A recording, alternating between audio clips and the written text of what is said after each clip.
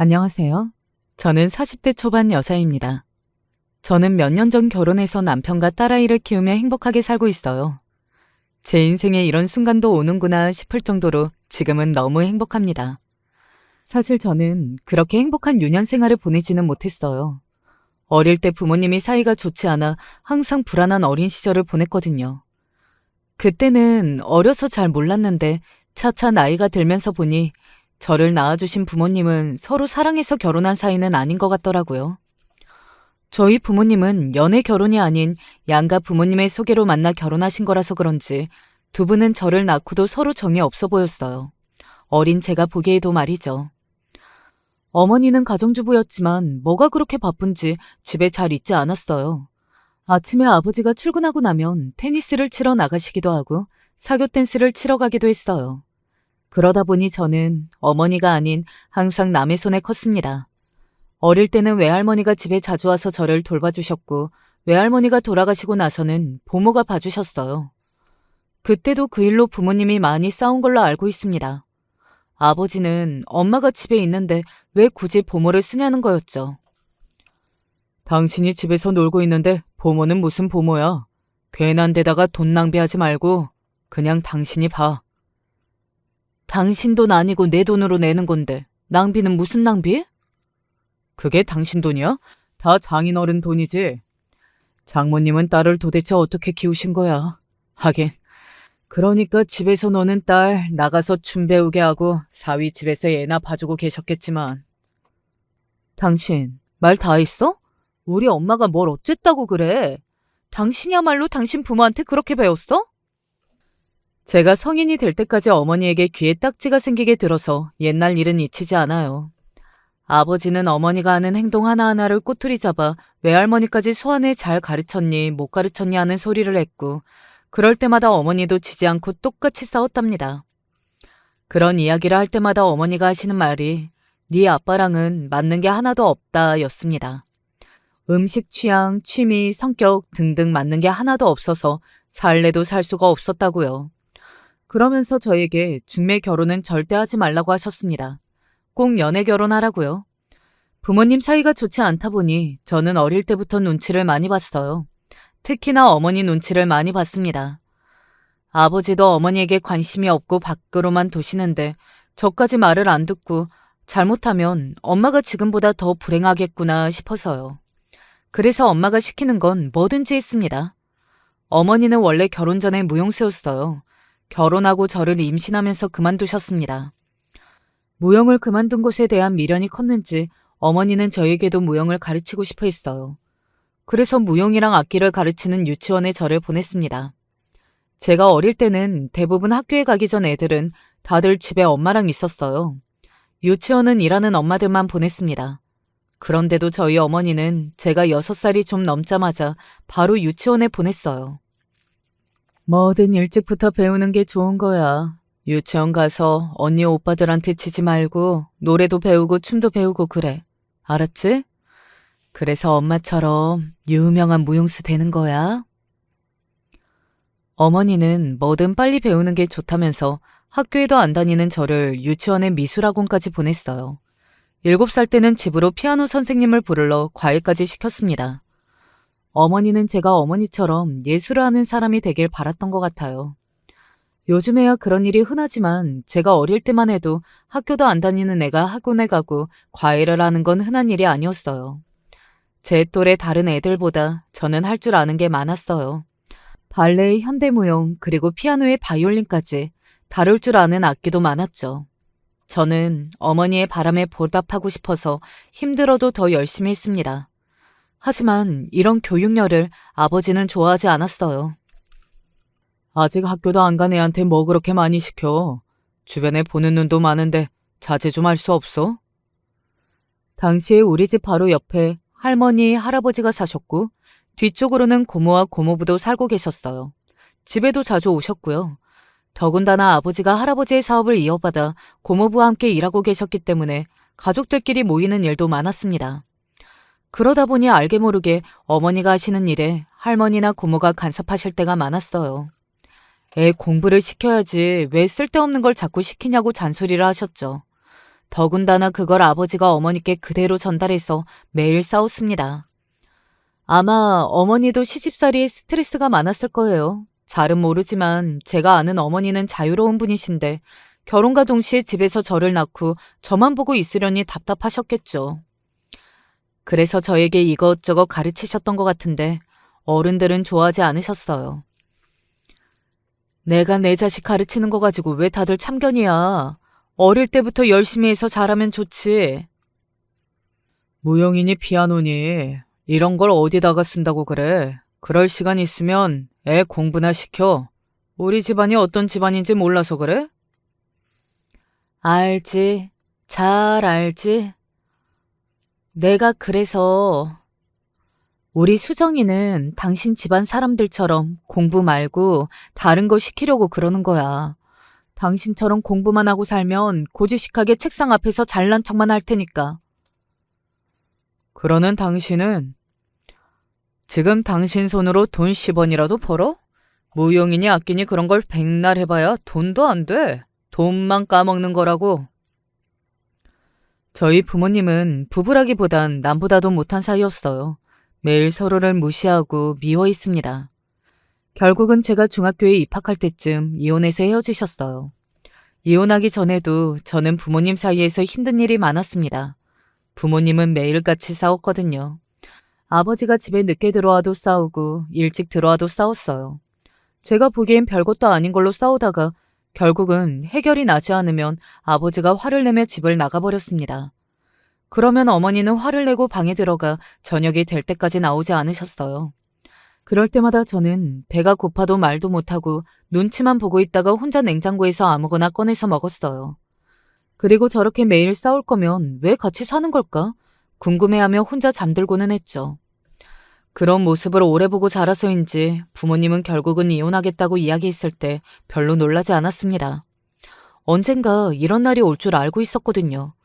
그런데 이혼할 때도 조용하지는 않았어요.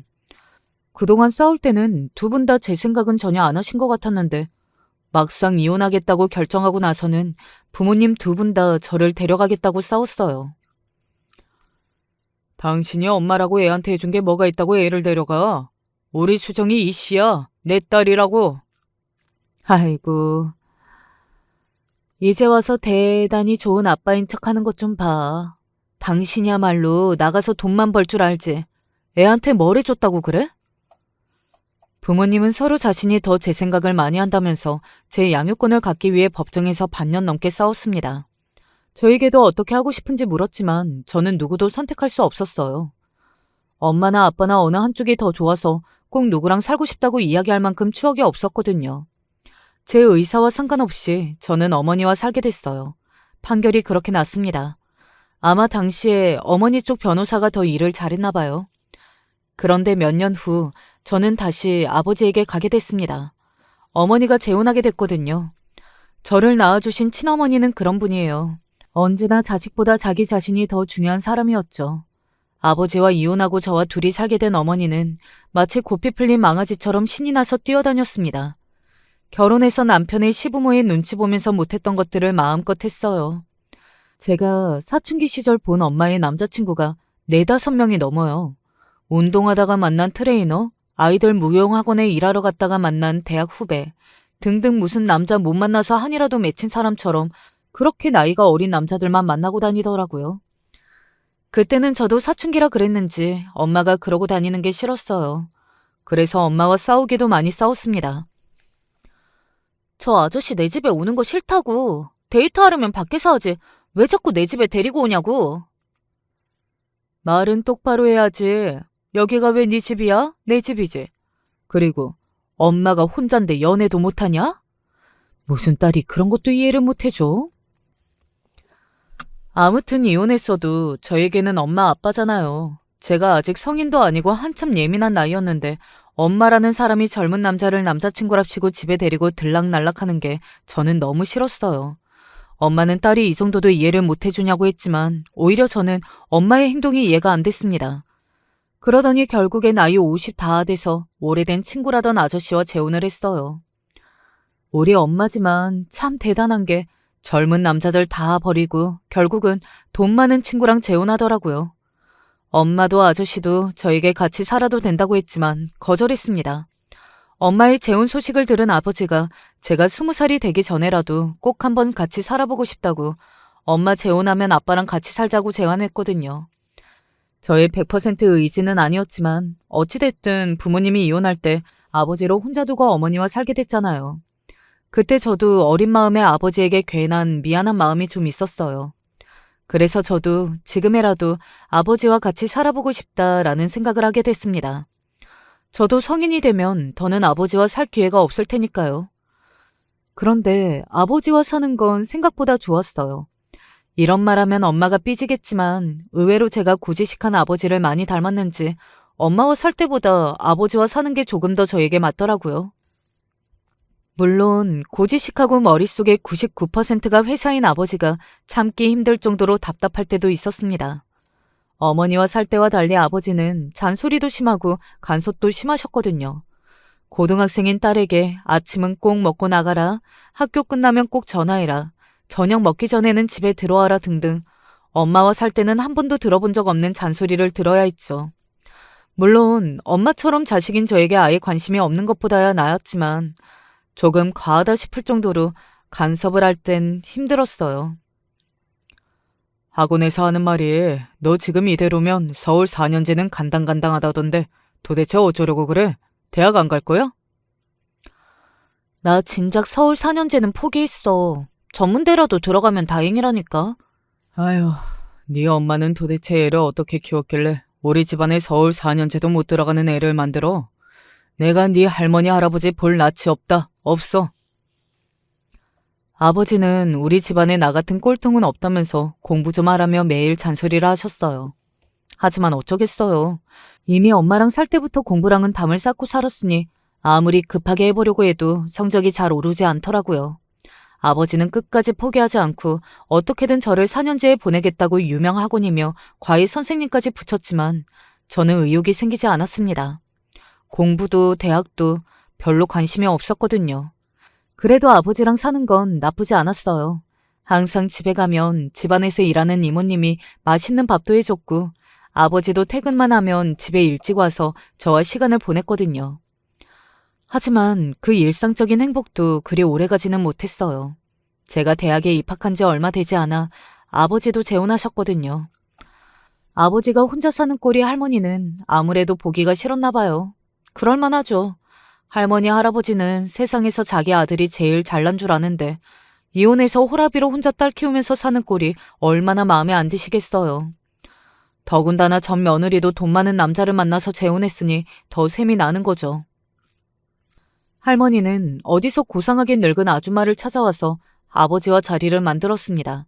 심지어 그 아줌마는 결혼을 한 번도 한 적이 없는 아가씨래요. 다행히 그 아줌마도 아버지가 마음에 들었는지 재혼 이야기가 금방 나왔어요. 그런데 재혼 이야기가 나오자마자 할머니께서 저에게 할 말이 있다면서 학교 앞까지 찾아오셨습니다. 저는 오랜만에 할머니에게 맛있는 거라도 사달라고 해야지 하는 철없는 생각만 하고 있었는데 할머니는 저를 보자마자 제게 보여줄 게 있다면서 어디론가 데리고 가셨어요. 할머니가 저를 데리고 간 곳은 다름 아닌 학교 앞 오피스텔이었습니다. 수정이 너도 이제 성인이니까 할머니가 편하게 이야기할게. 네 아빠랑 재혼할 아줌마는 결혼도 처음이고 애도 키워본 적이 없어. 그러다 보니 너처럼 큰딸이 갑자기 생긴 것도 당황스러울 텐데. 한 집에서 같이 사는 건 좀 어렵지 않겠어?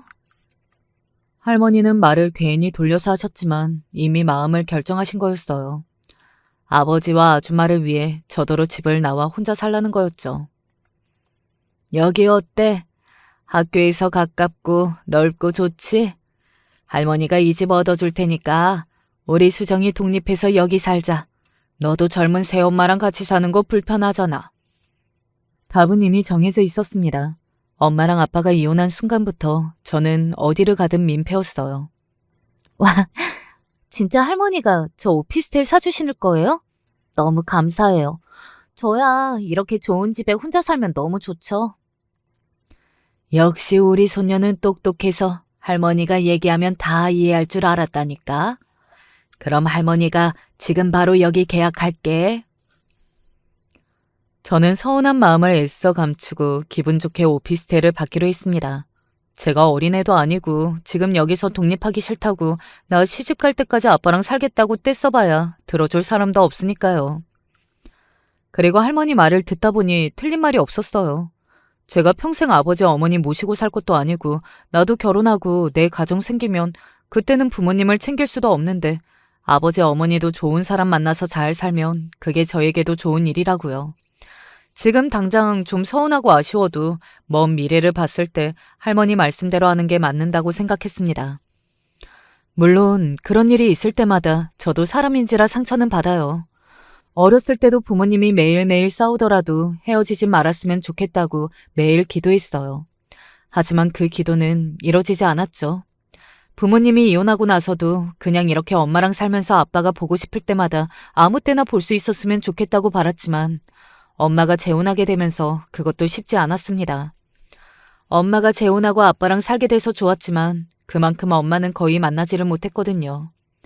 오피스텔을 계약하던 그 순간에도 저는 알았어요. 이제 아빠도 자주 만날 수는 없겠구나 하고요. 그런 상처들이 하나하나 생겨날 때마다 저는 다짐했어요. 나는 결혼하게 되면 절대 자식 앞에서 싸우지 말아야지. 아무리 힘든 일이 있고 어려운 일이 있어도 남편과 함께 이겨내며 자식에게 상처가 될 만한 일은 하지 말아야지 하고 말이죠. 그때까지만 해도 결혼이니 자식이니 다 먼 이야기인 줄 알았는데 생각보다 시간이 빠르게 흘렀습니다. 저는 전문대를 졸업하고 여기저기서 아르바이트를 했어요. 아버지는 제가 취직할 생각을 안 하고 아르바이트만 하고 다니니 탐탁치 않게 여기셨지만 저는 괜찮았습니다. 제가 생각한 미래가 있었으니까요. 여기저기 괜히 기웃거리지 말고 아버지 회사로 들어와. 디자인실에 자리 하나 만들어놨어. 아버지의 말에 참아보려 했는데도 저도 모르게 웃음이 터지고 말았습니다. 아버지는 저를 생각해서 한 말인데 제가 소리까지 내어 웃으니 아버지는 기분이 상하신 것 같더라고요. 하지만 어쩌겠어요. 아버지 말이 너무 웃긴걸요? 우리 아버지는 안 그럴 줄 알았는데 자식이라는 우리 아버지도 어쩔 수가 없네. 내가 어떻게 아버지 회사에 들어가서 일을 해요? 나 전문대도 간신히 졸업했어. 내 주제에 아버지 회사 디자인실이라니? 언감생심, 말도 안 되지. 저는 제 주제를 너무 잘합니다. 물론 회사 일에는 일도 관심이 없기는 했지만 제 조건으로 아버지 회사에 들어간다는 건 말이 안 됐어요. 내 회사인데 네가 왜 못 들어와? 내 자식이니까 들어올 수도 있는 거지. 우리 아버지도 꼰대 다 됐네? 아버지, 나도 나름 내 계획이 다 있어요. 내일은 내가 알아서 하니까 회사에 들어오라는 말 더는 하지 마세요. 한두 살 더 어릴 때만 해도 아버지가 무슨 소리를 하면 한 귀로 듣고 한 귀로 잘 흘렸어요. 고지식한 아버지의 말에 일일이 토를 달다 보면 결국은 싸우게 되니 그냥 네네 하는 게 마음이 편했거든요. 코딱지만한 가게에서 최저시급 받으면서 일하는 주제에 네가 계획이 있기는 뭐가 있어. 괜한 짓 하면서 시간 낭비하지 말고 아버지 말 들어. 저 가게 차린다고 자리 알아보고 다닌다고 분명히 말씀드렸잖아요. 괜찮은 자리 나오면 바로 가게 시작할 거니까 그런 줄 아세요. 설마 그때 그 만난다던 그 자식이랑 정말 같이 가게를 한다는 이야기야? 제가 대학 때부터 알고 지내던 오빠가 있어요. 제빵 공부하러 학원에 다니면서 알게 된 오빠인데 그 오빠는 서울대를 다니면서도 취미로 제빵을 공부하러 다니고 있었죠. 똑똑한 사람이 그런 티도 안 내고 착하고 다정한 게 좋아서 제가 작정하고 꼬셨습니다. 그렇게 1년 넘게 연애했어요.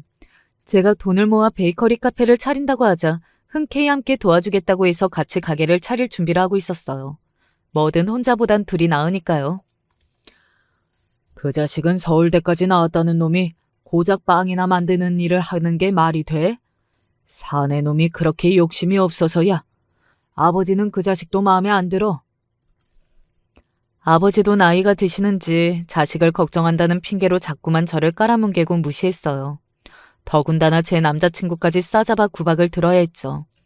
제가 이 정도로 사는 게 다 부모 덕이라는 건 알지만 저도 나이가 있고 알아서 자기 앞가림하고 있는데 자꾸만 저를 믿지 못하고 걱정만 하시니 자존심이 상했습니다. 더 얘기하시면 저 이제 안 와요. 저번에도 말씀드렸잖아요. 아빠, 엄마도 하고 싶은 대로 다 하셨으니까 저도 일이든 결혼이든 제가 알아서 한다고요. 아버지 집에서 독립해서 나오고 난 뒤 저도 아버지와 어색해지지 않기 위해 나름 노력했습니다. 하지만 그게 제 생각처럼 쉽지는 않더라고요. 제가 하는 일마다 아버지가 잔소리하고 간섭하는 것도 귀찮은데 아버지와 제가 티격태격 할 때마다 중간에서 새엄마가 끼어드니 그것도 불편하더라고요. 제가 남자친구와 가게를 차린다고 했을 때도 새엄마가 그게 말이 되는 일이냐고 하시면서 엄마를 닮았다는 소리를 했어요. 결혼한 사이도 아니고 이제 1년 만난 남자랑 통업이라니 말이 되니? 아무 남자나 덥석덥석 만나고 믿는 게 너도 어쩔 수 없는 네 엄마다. 네 엄마야. 새엄마 나름대로는 제 걱정이 돼서 한 이야기라지만 저는 기분이 너무 상했습니다. 본인이 나에 대해서 뭘 안다고 아는 척을 하면서 엄마까지 들먹이는지 짜증이 나더라고요. 아줌마가 뭘 안다고 우리 엄마 이야기를 해요? 우리 엄마 남자 덥석덥석 믿고 그런 사람 아니거든요? 이수정, 너 새엄마한테 무슨 말버릇이야? 그리고 다 큰 게 언제까지 아줌마라고 부를 거야? 그따위로 할 거면 아예 부르지를 마. 나도 부르기 싫어. 근데 아빠가 저 아줌마랑 사니까 나도 아예 안 보고 살 수는 없으니까 그러는 거지. 어릴 때부터 새엄마라고 생각하고 살았으면 모르지만 다 커서 아줌마랑 재혼한 아줌마를 하루아침에 엄마라고 부른다는 게 쉽지만은 않습니다. 더군다나 저한테는 좋든 싫든 친엄마가 있잖아요. 뭐야? 너 진짜 자꾸 이렇게 삐딱하게 굴 거야? 아휴, 얘가 진짜 누구를 닮아서 저러는지. 저는 세상에서 저 말이 제일 싫어요. 누구를 닮아서 저러는지 모르겠다는 말이에요. 자기들이 좋아서 낳아놓고 왜 맨날 누구를 닮았냐고 떠넘기든 나한테 묻는지 모르겠어요. 누구긴 누구야. 아버지가 제일 싫어하는 엄마 닮아서 그렇지. 저도 정말 이러긴 싫었습니다. 애도 아니고 나이도 먹을 만큼 먹어놓고 아버지한테 유치하게 굴긴 싫어요. 그런데 어릴 때부터 부모님에 대한 사랑에 결핍이 많아서 그런지 부모님과 잘 지내려고 노력을 해도 마음처럼 잘 되지 않았습니다. 그 이후로 몇 년 동안 아버지와는 대면대면 지냈어요. 저도 가게를 차리고 자리 잡느라 바빴고 아버지도 당신 말을 들은 채도 안 하는 딸이 미웠는지 연락도 자주 안 했습니다. 그런데 핏줄이라는 게 어디 그렇게 쉽게 멀어질 수가 있나요? 저에게 일이 생기니 아버지는 또 별 수 없이 제 편이 되어주셨습니다. 제가 차린 가게가 망해버렸어요. 어떻게든 잘 해보려고 노력했지만 사업이라는 게 아무나 하는 게 아니더라고요. 가게를 하면 할수록 젖자라 결국은 가게를 접기로 했어요. 아버지는 필요한 게 있으면 뭐든 도와줄 테니 말만 하라고 하셨습니다. 저는 아버지가 그렇게 말을 해주시니 감사했어요. 아버지께 가게가 망했다는 말을 하기 제일 어려웠던 게 제가 망했다고 하면 아버지는 단번에 그럴 줄 알았다고 그러게 가게는 아무나 하는 줄 알았느냐고 하실 줄 알았거든요. 그런데 막상 저에게 큰일이 생기고 나니 아버지도 어머니도 뭘 해주시지 못해서 안달이셨습니다. 부모님의 위로만으로도 감사해서 저는 다시 기운을 차리고 처음부터 다시 시작할 수 있었어요. 제가 장사를 너무 쉽게 생각한 것 같아 저는 작은 가게에서 직원으로 일하면서 다시 일을 배우기 시작했습니다. 그리고 남자친구는 회사에 취직했어요. 가게가 망했을 때 저나 남자친구나 둘 다 20대 후반이었어요. 당시에는 둘 다 다시 시작해도 되는 걸까? 너무 늦은 건 아닐까 고민이 많았는데 지금만 생각해보면 20대 후반이면 너무 아무것도 모르는 풋내기예요.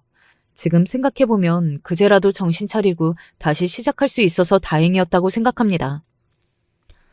저나 남자친구나 새로운 곳에서 잘 적응해서 금방 자리를 잡았어요.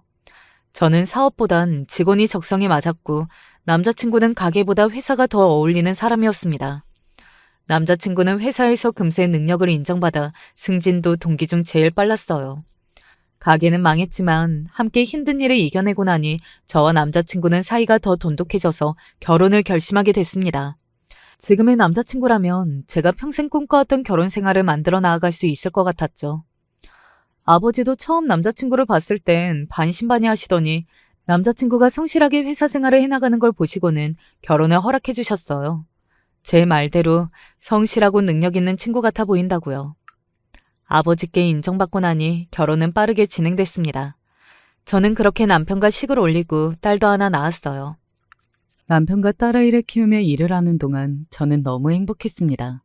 어릴 때는 느끼지 못했던 안정적인 가정을 제 힘으로 이뤄냈거든요. 그러던 어느 날이었습니다. 사실 제가 좀 내성적인 편이에요. 어려서부터 원래 사람들이 많은 자리나 잘 모르는 사람들과 어울려 지내는 걸 별로 좋아하지 않아요. 사람들 틈에서 갑자기 주목받는 것도 별로 좋아하지 않고요. 그래서 가게를 할 때도 손님을 응대하는 것보다는 주방에서만 일했어요. 나이가 들면 이런 성격이 차차 나아질 줄 알았는데 나이가 들고 사회생활을 해도 좀처럼 나아지지 않더라고요. 그래서 병원에도 가서 상담도 받아보고 했는데 어린 시절 제 의지와는 상관없이 부모님의 이혼으로 떨어져 살게 되면서 어머니와 몇 년, 아버지와 몇 년 따로 살게 되고 부모가 각자 다른 이성과 재혼하는 모습까지 경험하게 되면서 가치관의 혼란을 겪게 되면서 제 생각이나 감정을 건강하게 드러내는 방법을 잘 알지 못해 대인기피 증상이 생긴 것 같다고 하더라고요. 상담을 받고 나니 그 말이 맞는 것 같았습니다. 저도 주변에 제 이야기를 한 적은 없지만 제가 스스로 생각하기에도 이상하다고 느낄 정도로 사람을 만나는 게 불편하게 느껴질 때가 많았어요. 잘 모르는 사람을 만나는 건 더 어려웠죠. 그러다 보니 정말 가까운 사람들하고만 어울리고 결혼해서 살다 보면 예기치 않게 제가 싫어도 새로운 사람들을 만나야 하는 자리가 있잖아요. 특히 남편 지인들을 만나야 할 때요. 시댁 식구들이야 이제 제 성격을 좀 아셔서 굳이 제가 안 가도 되는 자리에는 저를 꼭 부르시지는 않아요. 하지만 남편 회사 일 있어서는 제가 계속 뺄 수가 없었습니다. 남편 회사 일이 달린 일이니까요. 사실 이런 이야기가 어떻게 들리실지 모르겠지만 저는 좀 고집이 있어요. 뭔가 불편한 일이 생겼을 때 제가 옳다고 생각하면 상대방이 저와 다르게 생각할지라도 제 생각을 표현해야 직성이 풀립니다. 이런 제 성격 때문에 남편 회사 상사와 일이 한 번 있었어요. 남편이 팀을 이동한 지 얼마 되지 않았을 때 일입니다. 남편이 새로 팀에 왔다고 다 같이 회식을 했나 봐요. 그런데 회식 자리가 길어지는지 남편이 평소에 귀가하던 시간보다 많이 늦어졌습니다. 남편이 원래 술을 잘 못해요. 맥주를 한 캔만 먹어도 얼굴이 빨개지고 소주는 거의 입에도 못 댑니다. 그런 사람이 12시가 넘어서까지 집에 들어오지 않으니 걱정이 되더군요. 더군다나 11시쯤 남편에게 연락이 왔었는데 함께 일하는 부장님께서 자꾸만 술을 권해 힘들다는 말을 했었어요. 내가 술 잘 못 마신다고 여러 번 말했는데도 부장님이 자기랑 일하려면 무조건 술부터 먹을 줄 알아야 한다면서 계속 먹이네. 아휴, 벌써 나는 죽겠는데 언제 끝날지 모르겠어. 남편이 원래 힘들다는 소리는 잘 안 하는데 그날은 얼마나 힘든지 이러다가 죽을 것 같다는 말까지 하더라고요. 안 먹겠다고 해도 부장이 자꾸만 먹인다고요. 저는 혹시나 그 부장이라는 사람 때문에 12시가 넘을 때까지 집에도 못 오고 있는 건가 싶어 걱정됐습니다. 남편이 오지 않아 걱정되는 마음에 전화라도 해서 확인하고 싶었지만 괜히 옆에 있는 직원들 눈치가 보여서 전화도 못 하겠더라고요. 저는 밤새 마음을 졸이며 혼자 기다리고 있었는데 새벽 1시가 넘어가자 그제야 남편에게 전화가 오더라고요. 저는 이제야 집에 오나 보다 싶어 바로 전화를 받았습니다. 그런데 남편 전화로 전화를 걸어온 건 남편이 아니었어요. 남편과 함께 일하는 상사인 부장이었습니다. 재수 씨, 안녕하세요. 저 김 과장이랑 같이 일하는 선배예요. 아유, 우리 김 과장이 일은 잘하는데 술은 영 못 마시더라고요. 내가 아무래도 우리 김 과장 술을 좀 가르쳐야 할 것 같아서 다른 직원들은 다 먼저 보내고 나만 재수 씨네 집으로 좀 가려고 하는데 우리 예쁜 재수 씨가 술상 차려주실 거죠? 순간 저는 너무 황당해서 말문이 막히는 것 같았습니다. 그때 시간이 이미 새벽 1시가 넘었어요. 그런데 부장이라는 양반이 굳이 제 남편이랑 집에 오겠대요. 저더러 술상을 차리라고요. 저는 너무 짜증이 났습니다. 원래 제 성격대로라면 뭐 하는 짓이냐고 빨리 내 남편 집에 보내라고 했을 거예요. 그런데 남편 상사이니 함부로 말할 수가 없어 나름 좋게 이야기했습니다.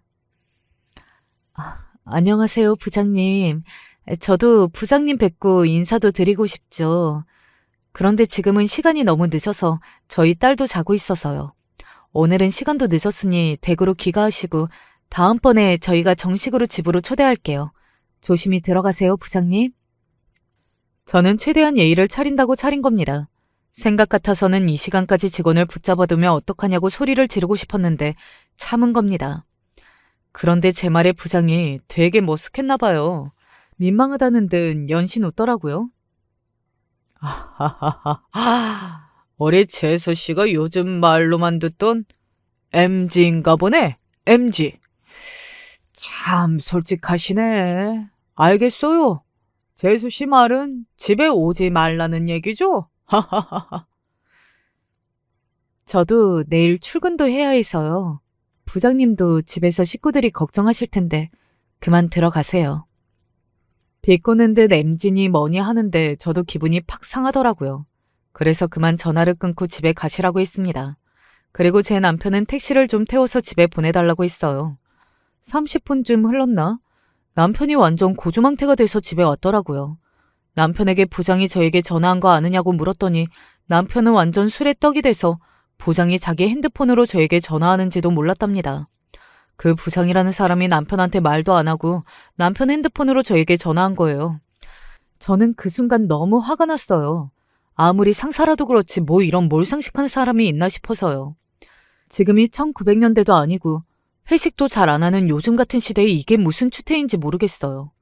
남편은 술을 얼마나 먹은 건지 새벽 내내 토하느라 잠도 제대로 자지 못했습니다. 그 모습을 보니 더 화가 나더라고요. 그런데 문제는 거기서 끝이 아니었어요. 바로 그 다음 날부터 그 부장인지 뭔지 아는 상사가 무슨 억한 심정이 있는지 남편을 못살게 굴었다는 겁니다. 남편은 거의 매일 야근을 하며 밤마다 완전 녹초가 돼서 들어왔어요. 그 부장이라는 인간이 힘든 일만 있으면 몽땅 남편에게 다 시킨답니다. 우리 오늘 거래처랑 미팅 있는 거 알지? 김 과장은 술도 못 마셔서 어차피 미팅 가도 도움이 안 되니까 우리 미팅 가 있는 동안 나머지 일은 김 과장이 다 마무리하고 들어가. 직원들 있는 앞에서 대놓고 자기들은 미팅이 있어서 나가야 하니 다른 일은 남편에게 다 처리하고 퇴근하라고 했대요. 이미 퇴근 시간이 지났는데도 말이죠. 퇴근 시간이 한참 지났는데 지금 미팅을 가신다고요? 남편도 불합리한 일에는 순순히 내내하는 성격은 아니다 보니 매번 토를 달기는 했답니다. 그런데도 그 부장이라는 사람은 아랑곳하지 않고 자기가 시키는 대로 하라고 했대요. 우리가 지금 김 과장 빼고 어디 놀러 가? 미팅하러 간다니까. 암튼 술 못 마시는 사람치고 성격 좋은 사람을 내가 본 적이 없어요. 이미 퇴근 시간이 지났는데도 부장이랑 다른 직원들은 미팅을 핑계로 회식을 가야 한다면서 남은 일은 술을 못 마시는 남편에게 다 몰아줬답니다. 더군다나 술 좀 마시는 게 무슨 자랑거리라고 매번 남편이 술 못 마시는 거 가지고 꼬투리를 잡아 사람을 바보 취급했대요. 그런 일이 계속 반복되니 그 착한 남편도 화가 나는 거죠. 부장에게 이건 정당하지 않다고 몇 번 대놓고 이야기를 했는데도 부장은 오히려 남편의 태도를 나무랐대네요. 김 과장은 어디 나 모르게 믿는 구석이라도 있는 거야? 아니면 융통성이 없는 거야? 왜 그렇게 사람이 뻣뻣하고 자기 마음대로야? 직장 생활은 다 공동생활인데 혼자 그렇게 유난하게 굴어야겠어? 어휴, 사회생활하는 방법은 서울대에서 안 가르치나? 암튼 직원들 다 있는 앞에서 나한테 이러는 거 그거 하극상이야. 자기가 잘못한 건 생각도 안 하고 오히려 하극상이라고 성을 냈다네요. 그러면서 도대체 이런 성격으로 어떻게 과장을 달았는지 모르겠다고 남편이 없는 자리에서 다른 직원들에게 남편 험담도 했답니다. 서울대 좀 나왔다고 뻐기기는. 김 과장 걔 입사했을 때부터 내 밑에 들었으면 절대 과장까지 승진 못했어. 앞으로 봐봐. 내가 걔 그 위로는 절대 못 올라가게 할 테니까. 직원들 앞에서 절대 더 승진하지 못하게 자신이 막을 거라는 막말까지 했답니다. 남편도 너무 화가 나서 지금 뭐 하시는 거냐고 나서려고 했는데 주변에 있던 다른 직원들이 말려서 간신히 참았다네요. 회사 내에서 그 부장이 원래 유명하답니다. 자기한테 아부 떨지 않은 직원들은 미워하고 자기한테 줄 서서 아양 떠는 직원들만 예뻐한다고요. 저는 요즘 세상에도 그런 상사가 있다는 게 도무지 믿기지 않습니다. 더군다나 그 부장이 차기 임원으로 승진이 거의 내정되어 있어서 다른 직원들도 불만이 있어도 아무 말도 못하나 보더라고요. 임원이면 자기들 목숨줄 잡은 사람인데 어떻게 토를 달겠어요. 그런 소리까지 들으니 저도 남편에게 너무 미안했어요. 이게 다 저 때문인 것 같아서요.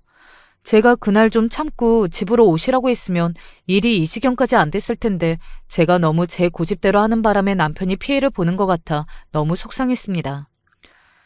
제 걱정에도 남편은 아니라고 그 부장이 원래 또라이라서 그런 거라고 더는 상종 안 할 거라고 했지만 저는 신경이 쓰였어요. 그래서 저도 뭔가 조치를 취해야 할 것 같아 생각을 좀 해봤습니다. 그러던 중 저에게도 기회가 생겼어요. 회사 내에 과장급 이상 직원들과 임원들이 섞인 사내 봉사 모임이 있대요. 대부분 부부 동반으로 한 달에 한 번 정도 정기적으로 사내 봉사를 위해 만나는 모임이 있는데 마침 그 부장이 임원으로 승진하고 처음으로 갖는 모임이라 그 재수탱이 부장 아내가 모임을 주최했다더군요.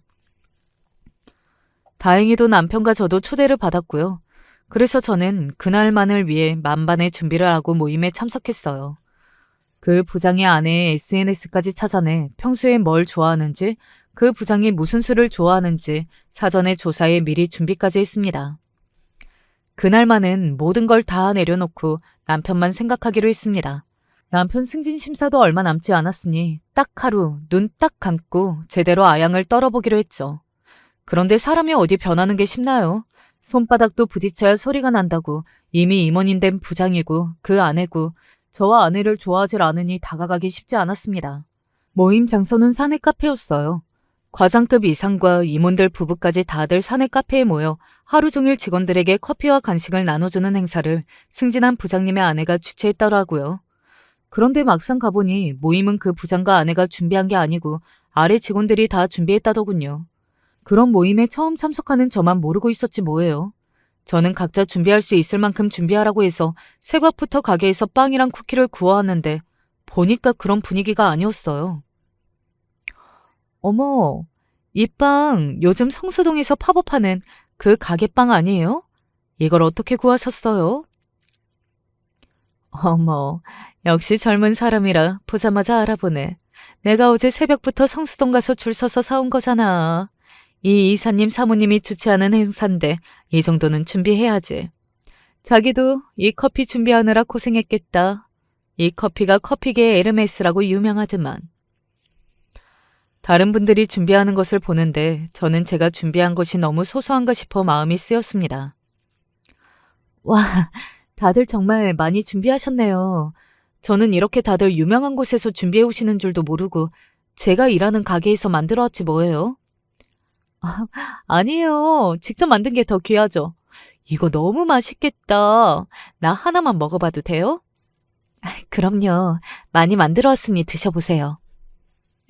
이런 모임에 나와본 적이 없으니 전혀 몰랐는데 이게 말이 임원 부부가 준비하는 행사지 실상은 임원 부부에게 잘 보이기 위해 과장, 부장급 아내들이 아부하는 자리더라고요. 공은 임원 부부가 다 가져가고요. 거기다가 다들 임원 승진 기념으로 주겠다고 선물을 준비하는데 그것도 대단하더군요.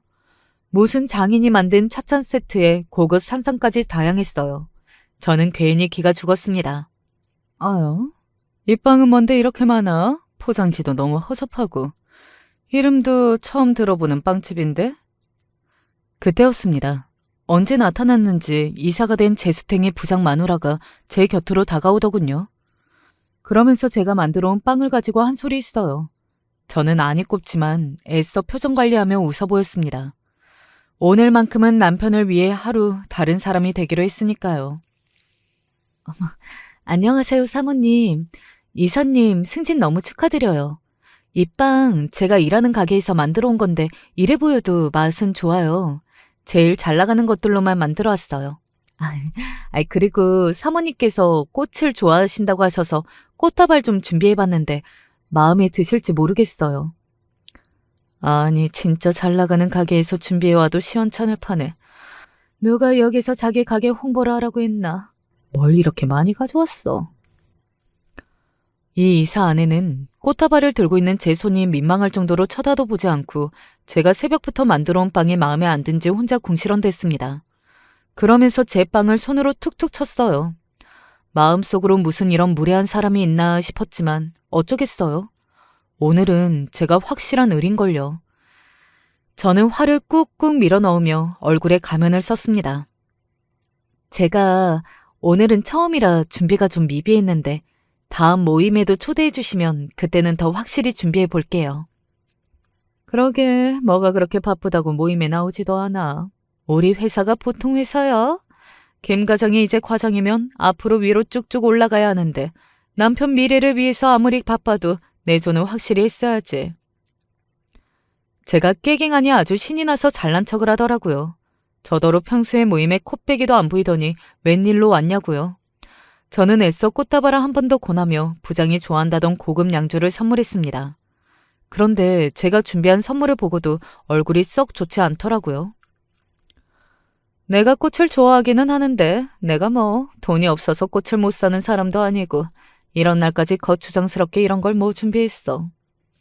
이사 나블랭이가 아내에게 전화 남편에 관해 다 안 좋게 이야기를 했는지 임원 아내도 저를 대하는 태도가 좋지 않더군요. 저는 어떻게 해야 이 사람들과 잘 어울릴 수 있을까 내내 고민했습니다. 어찌됐든 사내 봉사를 위해 모인 자리이니 일을 열심히 하면 좋게 봐주실 것 같아 쉬지 않고 열심히 일했습니다. 그런데 그때였어요. 이사 아내가 갑자기 제 곁으로 다가오더니 잠깐 나와보라고 하더군요. 저는 열심히 일한 게 효과가 있나 싶어 빠른 걸음으로 따라 나갔죠. 그런데 글쎄 이 여자가 하는 말이 기가 막혔습니다. 남편에게 들으니까 조금 있으면 부장 승진 시즌이라는데 남편 말로는 박 과장이랑 김 과장 둘 중에 한 사람이 될 거라고 하더라. 이 이사 아내는 저에게 대단한 정보를 주기라도 하는 것처럼 귀에 대고 속삭이더군요. 저도 맞장구를 쳐야 할 것 같아 어머 그러냐고 놀라는 척을 했습니다. 그랬더니 그제야 본론 이야기를 하더군요. 남편이 왜 그렇게 김 과장을 미워하는지 자꾸만 박 과장 밀어줄 거라고 하는데 내가 보기엔 김 과장도 박 과장 비해서 부족한 거 하나도 없잖아. 그래서 자기가 이번에 김 과장 승진시키려면 나한테 인사 좀 해야 하지 않겠어? 그럼 내가 남편한테 말 잘해줄게. 처음엔 이 여자가 지금 무슨 말을 하는 건가 이해가 안 됐습니다. 그런데 듣다 보니 이 여자가 돈 얘기를 하는 거더라고요.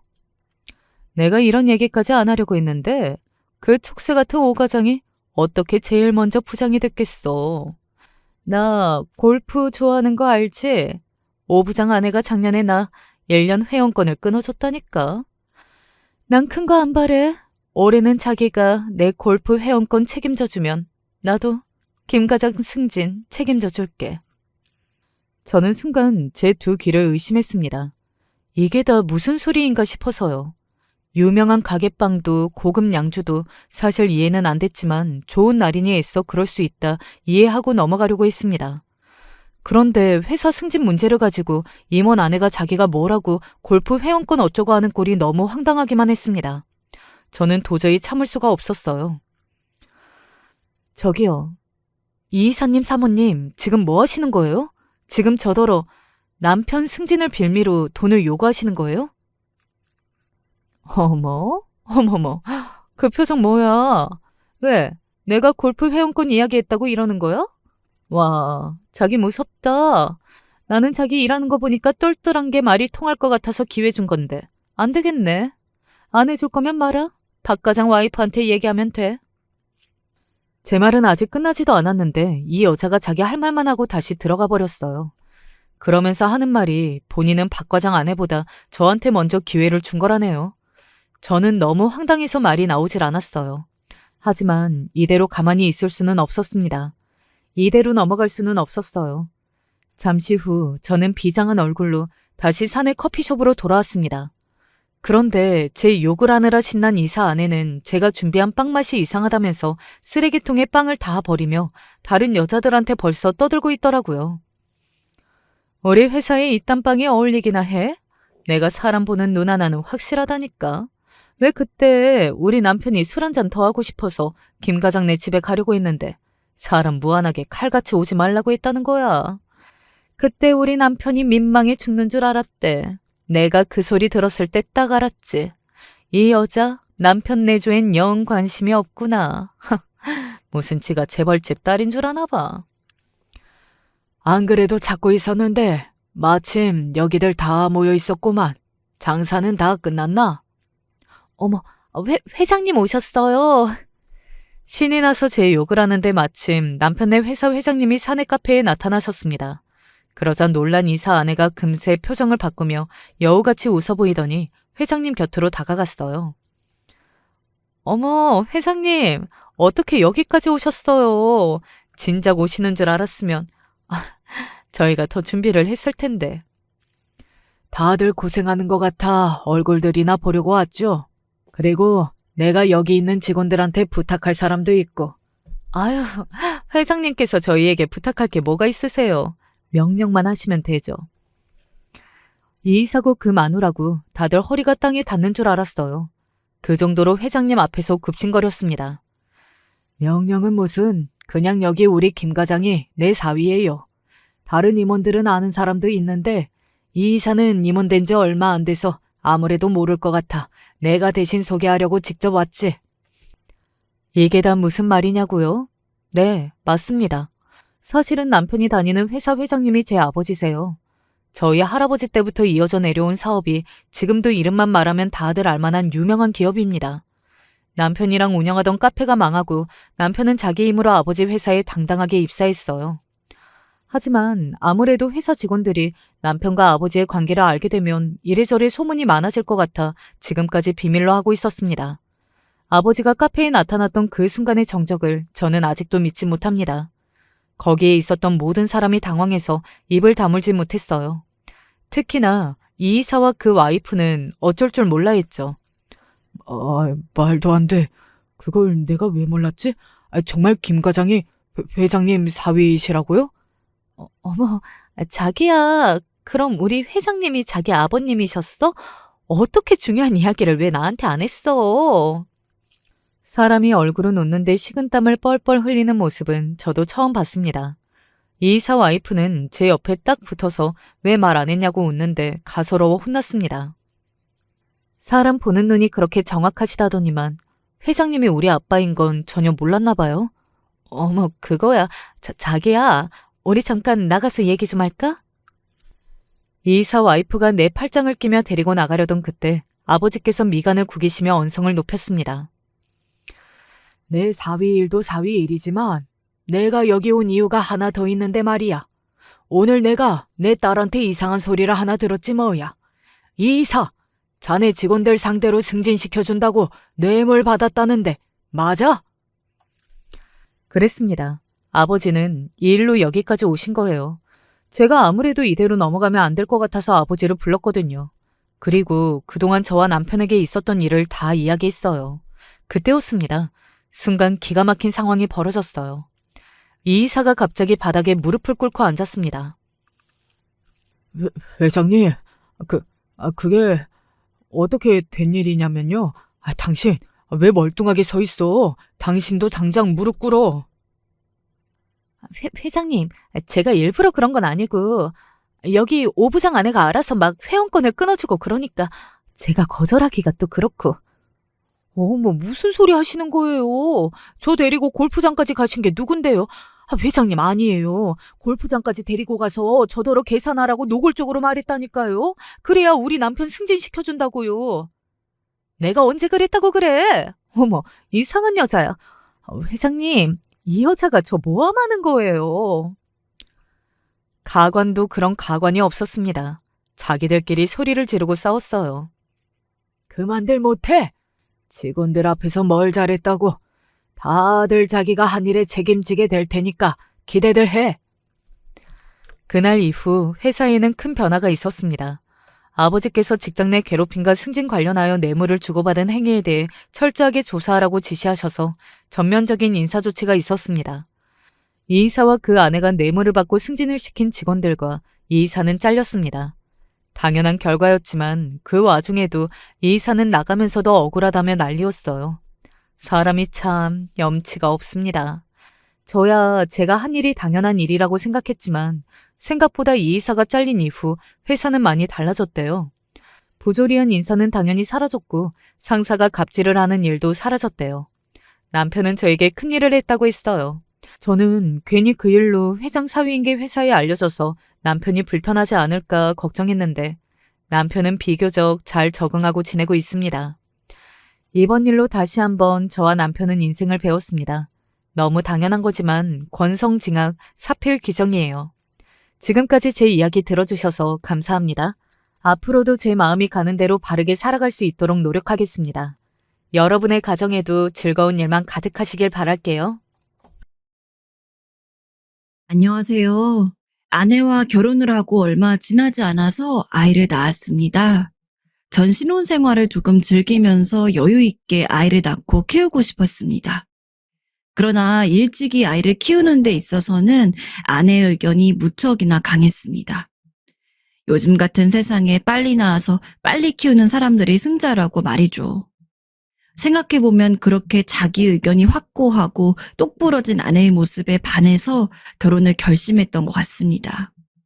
아무튼 아내가 빨리 출산을 하고 싶어하는 덕에 신혼여행만 다녀오고 나서는 아이를 가지기 위해서 노력했고 딱 결혼 1년여 만에 아들이 태어났습니다. 당신도 알지? 요새 애들은 어렸을 때부터 학원 다니고 영어 유치원 다니고 그러는 거. 나는 우리의 일반 유치원 같은 곳 쓸데없이 안 보낼 거야. 시간만 낭비잖아. 영어 유치원은 내가 알아서 알아볼게. 당신은 애 유치원비만 신경 써줘. 아내는 본인이 무척 엘리트였습니다. 잘 사는 집 외동딸로 태어나서 살면서 하고 싶은 거 다 하면서 살았고 좋은 대학까지 나왔거든요. 그래서인지 아이를 뱃속에 품었을 때부터 아내는 태교부터 중요하다고 이야기를 하며 어디서 영어 테이프 같은 걸 가져와서는 정말 귀가 얼얼하도록 24시간 내내 틀어놓곤 했습니다. 아직 태어나지도 않은 애인데 그렇게까지 할 필요는 없지 않아? 무슨 소리야? 태교가 얼마나 영향을 미치는지 몰라서 하는 얘기야? 애들이 뱃속에 있어도 밖에서 하는 이야기들이나 그런 걸 다 듣는다고 하잖아. 태어나면 어차피 한글 배우고 영어 배우고 할 건데 미리미리 교육해두면 나중에 태어나서 공부시키기에도 편하지. 당신은 하여튼 모르면서 아휴. 전 그냥 애들은 건강하게만 자라기를 바라는 편이었기에 그렇게까지 아이의 교육에 목매는 아내를 솔직히 마음 깊이 이해하지 못했습니다. 하지만 아내가 그런 부분에 있어서는 타협을 하질 않는데 뭐 어쩌겠습니까?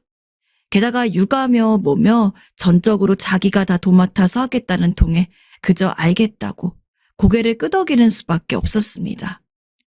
그리고 아내는 정말로 아이가 태어나자마자 한글과 함께 영어를 가르쳤고 한글은 기본만 가르쳐 놓으면 언제든지 실력을 키울 수 있고 요즘은 영어를 잘해야 먹고 사는 시대라며 집에서도 무조건 영어로 대화하는 등 아이 교육을 위해서 온갖 노력을 다했습니다.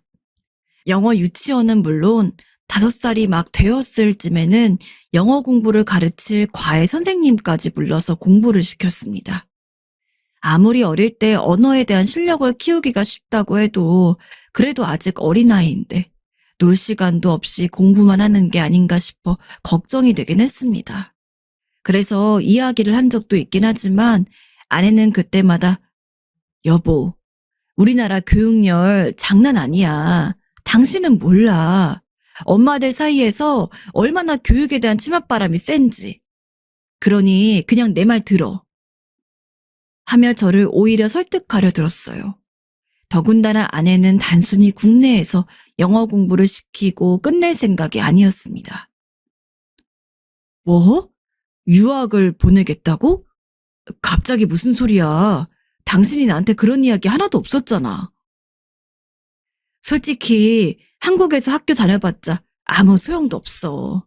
당신도 알잖아. 요새는 글로벌 시대야. 영어 잘하면 한국어 잘하는 것보다 수백 배는 더 쓸모가 있어. 근데 솔직히 한국에서는 아무리 좋은 선생님 모셔와서 공부시킨다고 해도 원어민들 사이에서 직접 영어 쓰며 배우는 거랑은 달라. 나는 우리 애가 영어를 자기 모국어처럼 할 수 있었으면 좋겠어. 세상도 다양하게 경험했으면 좋겠고. 그러니까 당신이 이해해줘. 아니, 이해고 나발이고 전혀 생각지도 못했던 걸 이렇게 갑자기 말하면 아내는 아이를 교육시킨답시고 매일같이 끼고 도는 통에 전 아들이랑 제대로 대화를 하거나 놀아본 적도 없습니다. 그렇다고 해서 제가 아내랑 달콤한 시간을 보낸 적이 있는 것도 아닙니다. 분명히 같은 집에 사는데도 불구하고 솔직히 저는 아내랑 아들만 둘이 가족 같고 전 그저 돈 벌어오는 기계 취급을 받는 것 같다고 자주 생각을 했습니다. 왜냐하면 그런 대화만 오갔으니까요. 그런 상황에서 저에게는 상의조차 되지 않은 아이의 조기 유학 얘기까지 듣게 되니 당황스러움과 약간의 절망감이 느껴졌습니다. 그리고 제가 아내에 비해서 능력이 좋은 것도 아니었습니다. 아내가 아이를 가지면서 직장을 그만둬서 그렇지 좋은 대학을 나온 아내가 일을 할 때만 해도 저보다 월급을 훨씬 더 많이 벌었습니다. 그래서인지 아이 교육비를 충당하기 위해 낮에는 원래 하던 학원 강사 일을 하면서 저녁에는 대리 운전을 뛰며 어떻게든 생활비를 충당하고 있었습니다. 그런데 유학까지 가게 되면 돈도 더 들 텐데 과연 제가 그 무지막지한 금액을 감당할 수 있을까? 현실적으로 걱정이 되더라고요. 하지만 이미 조기 유학에 있어 마음을 정한 아내를 반대할 수는 없었습니다. 그래, 그래도 하나뿐인 아들이 좋은 곳에 가서 공부 잘하고 잘 크는 게 중요하니까. 아이 때문에 저도 마음을 고이 다잡았습니다. 결국 아내는 아이가 7살이 되었을 때 미국으로 조기 유학을 보내며 그 길에 함께 동행했습니다. 그리고 저는 여전히 학원 강사와 대리운전 일을 병행했습니다. 오히려 전보다 더 빡세게 일을 했죠. 정 선생, 요즘 얼굴이 안 좋은데 일이 힘드나? 오죽하면 지나가는 원장님이 그렇게 말했을 정도로요. 저라고 쉬고 싶지 않았던 건 아닙니다. 다만 그렇게 일을 하지 않으면 도저히 미국에서 들은 유학 비용을 감당할 수가 없었습니다.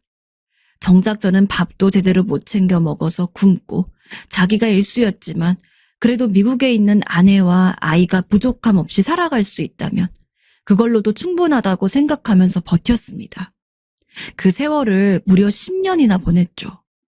아무래도 비행기 값이 들기 때문에 10년이라고 해도 아내랑 아이 얼굴을 제대로 본 것은 2-3번도 채 되지 않았습니다. 어떤 때는 너무 외롭고 그리워서 시간 좀 내서 애랑 귀국 좀 해. 라고 해도 아내는 요즘이 우리 민성이한테 얼마나 중요한 시기인데 한국 갈 시간 없어. 대신 다음에 여유되면 갈게. 그때까지 잘 지내. 라고 이야기를 하면서 오지 않은 적도 많았습니다. 서운하지 않았던 것은 아니지만 애를 위해서라는데 뭘 할 말도 없고 그래서 10년 내내 돈이나 벌면서 아주 가끔 가다가 하는 아내와 아들과 영상통화와 사진만으로 외로움을 달래고 버티었어요. 그러던 어느 날 제가 일하던 학원이 법적으로 무슨 큰 문제에 휘말리게 되었습니다. 그 덕에 저뿐만 아니라 학원에서 일하던 모든 강사들이 잘렸습니다. 졸지에 밥줄을 잃은 저는 어떻게든 다른 학원에라도 취직을 해보려고 여기저기 알아보며 이력서를 넣었습니다. 그러나 강사로서 나이도 많고 구직난이 만연한 시대인지라 소용이 없었습니다. 막막했지요. 미국으로 생활비 보내야 하는데 민성이 학비는 또 어떡하지? 일자리를 구하지 못해서 가장 걱정이 되는 것은 역시 미국으로 보내는 돈이었습니다. 아내도 아들도 제가 보내는 돈으로 생활을 하고 있었기 때문에 가장 큰 수입이 없어지게 된 저는 이전처럼 미국에 돈을 보낼 수가 없었죠. 그나마 첫 2달 정도는 제가 조금씩 모아둔 돈을 빼가지고 송금을 했습니다. 하지만 그것도 한두 번이지 몇 달 지나니 이제는 더 빼서 보낼 돈도 없고 도저히 아내가 아들이랑 미국에서 유학을 유지할 수 있도록 해줄 형편이 안 되어 어렵게 말을 꺼냈어요. 여보, 한참 잘 있는 와중에 너무 미안한데 내가 최근에 일하던 학원에서 잘렸어. 그래서 당신이랑 민성이 얼른 귀국해야 될 것 같아. 이젠 돈 보내줄 여력이 안 돼. 뭐? 갑자기 그렇게 나오면 어떡해? 어떡하든 일을 구할 생각을 해야지. 아내는 당연히 말도 안 된다는 반응을 보였습니다. 어떻게든 돈을 벌어오라며 전화를 팍 신경질적으로 끊는데 참 갑자기 원망스럽더라고요. 일을 할 때는 일에 집중을 해야 하기 때문에 별로 많은 생각이 들지 않았습니다. 그러나 낮 시간에 아무것도 안 하고 텅 빈 집에 혼자 있으니까 종종 느껴지던 외로움이 극대화됐습니다. 게다가 그 와중에 아내가 저리 냉정하게 나오니 그것도 참 밉고 그랬죠. 난 이렇게 한국에서 혼자 고생하면서 기러기 아빠 노릇을 하는데 아내도 아들도 그런 고마움을 모르는 것 같았습니다. 게다가 저것뿐만이 아니었습니다. 언제는 전화 좀 할라 치면 바쁘다고 핑계대면서 거부하고 그나마 유일하게 아내와 아들의 웃는 얼굴, 웃음소리 들을 수 있는 순간은 돈을 보내는 때였습니다. 사실상 돈 아니면 아마 저한테 연락 한 번 안 했을 것 같아요. 한번 머릿속에 치미는 생각은 저에게 무척이나 큰 회의감을 가져다 주었습니다. 대체 내가 무엇을 위해서 이렇게 힘들게 살았나? 정작 나는 먹고 살기 힘들 정도로 고생을 해도 아내랑 아들은 그런 거 하나 알아주지도 않고 돈 보낼 때만 반짝 좋아하는데. 어차피 전 애초부터 아들이 그렇게 일찍이 교육을 받는 것에 대해서 아주 긍정적으로 받아들이는 편도 아니었습니다. 게다가 마침 생활비도 대주기 힘들 정도로 학원에서 잘린 마당에 조금 더 강하게 아내에게 귀국을 이야기하기로 결심했습니다. 비록 아내가 한 번 거절하긴 했지만 그렇다고 해서 이대로 미국에 있게 할 수도 없었으니까요. 하지만 막상 그런 제 결심을 강하게 아내에게 전하면 아내는 핑계를 대면서 귀국을 하려고 하지 않았습니다. 이번에 이쪽 미국 동네에서 친해지게 된 원어민이 있어가지고 돈 주고 민성이 과외 좀 맡겼어. 근데 이쪽은 돈을 선불로 받아서 이미 돈도 낸 상황이고 기간을 안 채우면은 환불도 안 돼. 민성이 과외만 다 받고 귀국할게. 알았어. 그럼 과외 다 끝마치고 와. 한두 번은 그러려니 했습니다. 아내가 대는 핑계는 대부분이 다 아들의 공부와 관련된 거였고 이미 돈을 냈다는데 아깝기도 하니 제 입장에서는 그래, 그것만 채우고 오면 되겠지. 라는 생각을 했습니다. 하지만 이제는 괜찮을까 싶어서 전화를 걸면은 민성이 이제 곧 학기 끝나잖아. 그래도 미국까지 왔는데 학기는 다 마무리하고 가야 되지 않겠어? 미안, 내가 이야기를 못했네. 민성이가 학교에서 우수학생으로 뽑혀가지고 학부 측에서 교육비 지원해주는 조건으로 프로그램 같은 거 참여하게 됐어. 그거 끝날 때까지는 귀국이 힘들 것 같아. 라며 죽어도 한국에 들어오려고 하지 않더군요. 그때 가서는 아무리 아내가 합리적으로 보이는 이유를 댄다고 하더라도 의심이 갔습니다.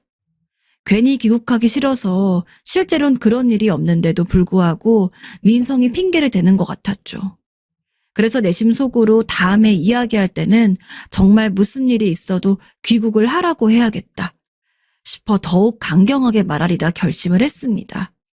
하지만 그러던 어느 날 일이 터지었죠. 어쩌면 예상했던 일이어야 했을 수도 있습니다.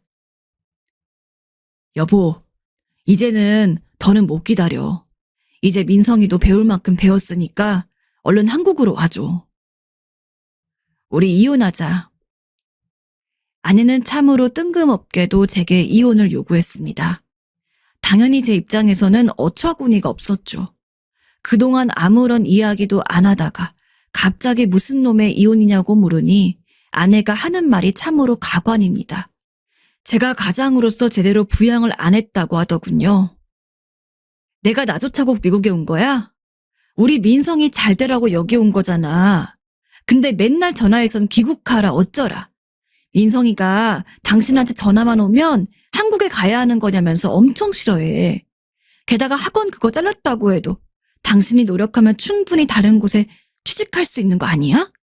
그런 노력도 안 해놓고서 무작정 미국에서 잘 공부하고 있는 민성이 데리고 귀국하라고. 난 앞으로 당신을 믿고 부부로서 살아갈 수 없다고 생각해. 그러니까 이혼해줘. 자기 할 말만 하고 전화를 뚝 끄는 아내. 한참 동안 멍하니 끊긴 전화기만 바라봤습니다. 학원 잘리고 초반 2달 정도를 제외하고는 돈이 없어서 못 보낸 것도 맞습니다.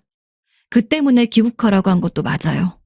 하지만 솔직히 그 정도 가서 배웠으면은 충분한 거 아닙니까?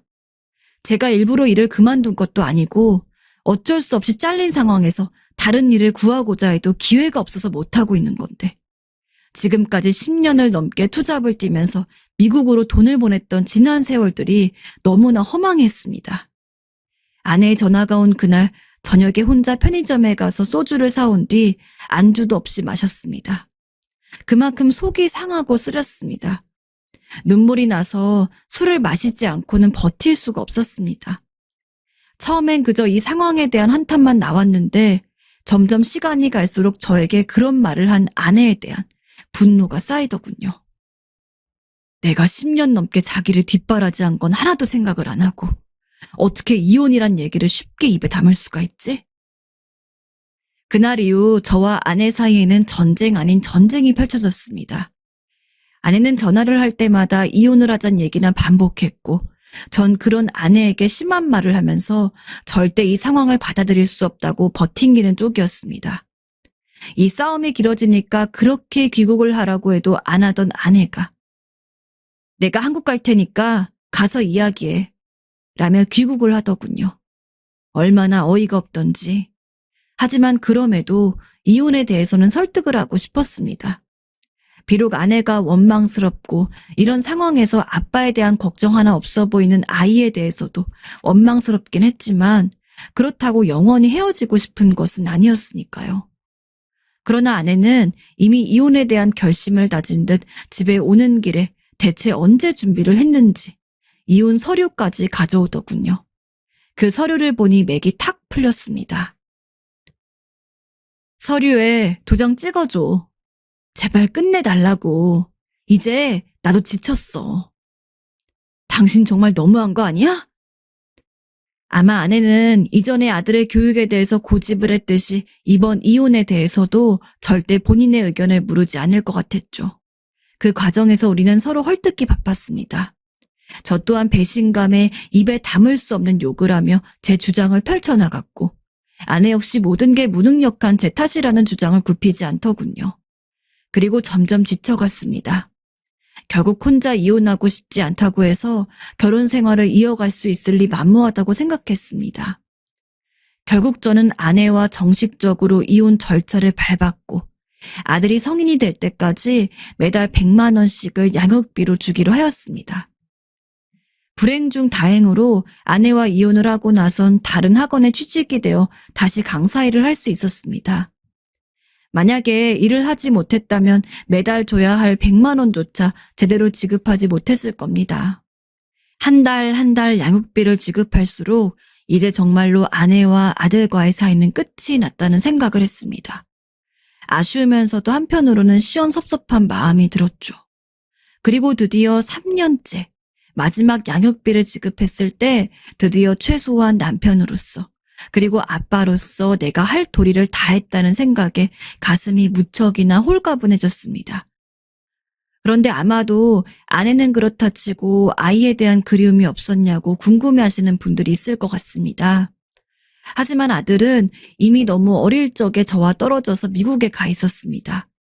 그리고 미국에서 사는 상황에서도 저와 자주 연락을 하지 않았습니다. 제가 어쩌다 아들이 보고 싶어서 연락을 해도 아빠, 저 바빠서 그런데 다음에 연락해요. 라며 제 전화를 피하기 바빴죠. 결혼을 유지하고 있을 적에야 어떻게든 아들과 사이좋은 부자 관계가 되고 싶어서 노력했다지만 이혼까지 한 상황에서 아무리 제 피를 타고난 아이라고 하더라도 아내가 만나게 하지도 못하니 저로서도 어쩔 수가 없었어요. 양육비를 주고 아내 아이와의 관계를 깔끔하게 청산한 뒤로는 아내와도 아들과도 연락을 안 하고 혼자 열심히 살았습니다. 사실 돈을 붙이는 일만 사라졌을 뿐 이미 10몇 년 전부터 이 집에서 홀로 살아왔기에 별로 달라질 건 없었습니다. 매일 일을 하고 집에 오고 잠을 자고 아주 가끔 친구들을 만나서 술 한잔하는 것을 제외하고는 언제나와 똑같은 나날이었어요. 너는 이혼도 했는데 새로운 여자는 안 만나? 새로운 여자는 무슨, 마음 없다.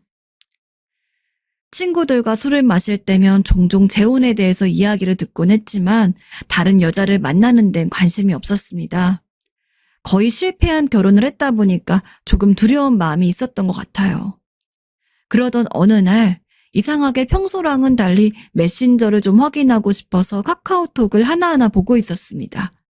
근데 등록이 되어 있지 않은 사람이 추천해 뜨길래 이건 누군가 싶어서 보니까 프로필 사진에 있는 얼굴과 이름이 제 아들이었습니다. 비록 오래도록 연락을 안 하긴 했지만 그래도 아들이기에 오랜만에 보니까 어쩐지 그리운 느낌이 들더라고요. 그래서 아무 생각 없이 프로필 사진을 크게 확대했습니다. 아니, 얘가 왜 내 아들이랑 전 와이프랑 같이 있지? 하지만 전 프로필 사진을 제대로 본 순간 깜짝 놀랄 수밖에 없었습니다. 제 오랜 고향 친구가 아들, 그리고 전 아내랑 너무도 다정하게 포즈를 취하고 있었기 때문이었습니다. 아주 어릴 적부터 알아왔던 친구였고 제가 결혼을 하고 나서도 꾸준히 연락을 했었습니다. 하지만 어쩐 일인지 아내가 아들과 미국에 갔을 즈음 그 친구와도 연락이 끊겼습니다. 가끔 가다가 일이 바쁘거나 집에 안 좋은 상황이 생길 때면 자주 잠수를 타는 친구였기에 이번에도 무슨 일이 있나 하고 걱정을 했었습니다. 하지만 생각보다 연락이 닿지 않는 기간이 길어져 어떻게든 뭐하고 지내는지라도 알아보려고 하긴 했지만 당시엔 저도 미국에 있는 아내랑 아들 뒷바라지를 하느라 투잡 뛰고 바빴기 때문에 점차 친구에 대한 기억은 잊혀져 가고 있었습니다. 사실 아무리 친한 친구라고 해도 오랫동안 연락이 닿지 않으면 자기 먹고 사는 것도 바쁘기 때문에 꾸준히 그리워하기가 힘듭니다. 저도 그랬기에 언제부턴가는 그 친구랑 연락이 닿지 않았다는 사실조차 잊고 있었습니다. 근데 그런 친구의 얼굴을 아들의 프로필 사진에서 보다니 차라리 이혼 전에 제 친구와 전 와이프의 아들이 친밀한 관계였다면 또 모르겠습니다. 하지만 얼굴 정도만 몇 번 봤을 뿐 친하다고 할 정도의 사이는 분명히 아니었습니다. 이게 대체 무슨 일이야? 이상한 예감이 들 수밖에 없었죠. 친밀한 사이도 아닌 사람들끼리 사진을 찍는다는 것도 그렇지만 무엇보다도 프로필 사진의 느낌이 꼭 가족 사진 같았습니다. 이혼을 한 만큼 제가 괜한 오지랖을 부리는 걸 수도 있습니다. 하지만 대체 무슨 일인지 정도는 확인을 하고 싶었습니다. 그래서 차단을 해두고 있던 전 와이프의 전화번호를 풀고 연락을 했습니다. 갑자기 연락해서 미안해. 근데 꼭 물어볼 게 있어. 오늘 우연히 민성이 카카오톡이 나한테 떠가지고 사진을 봤는데 왜 거기에 수혁이가 있는 거야? 혹시 나랑 헤어지고 수혁이 만나는 거야? 정황상 저와 헤어지고 둘이 재혼을 했든 그냥 연애만 하든 어찌되었든 좋은 관계를 유지하고 있는 듯 했습니다. 아무리 전 남편으로서 신경 쓸 일이 아니랐지만 친하게 지냈던 친구와 전 와이프가 붙어먹는다는 것은 용납이 되질 않았습니다. 그래서 저도 모르게 조금 강하게 이야기를 했던 듯합니다. 당신은 아무리 그래도 그렇지 어떻게 내 친구랑 만날 수가 있어? 그건 너무 인간으로서 기본도 안 된 거 아니야? 하지만 돌아온 아내의 답변은 제가 생각했던 것보다 더 충격적이었습니다. 나 참, 갑자기 전화를 걸어서 무슨 이야기를 하나 했더니 그래, 어차피 이제 당신한테 받아먹을 거 다 받아먹었으니까 당신 불쌍해서 솔직히 이야기해줄게. 민성이 당신 애 아니야. 뭐라고? 아니, 그게 무슨 말이야? 제 아이라고 믿어 의심치 않았던 하나뿐인 아들이 제 아들이 아니라니. 전 아무 말도 못하고 전화기만 들고 있었고 전 아내는 계속해서 말을 이었습니다. 당신도 참 멍청해. 하긴 그러니까 나랑 민성이 미국에 있을 때 그렇게 열심히 생활비 보내다 주고 이혼하고서도 양육비를 붙여줬겠지.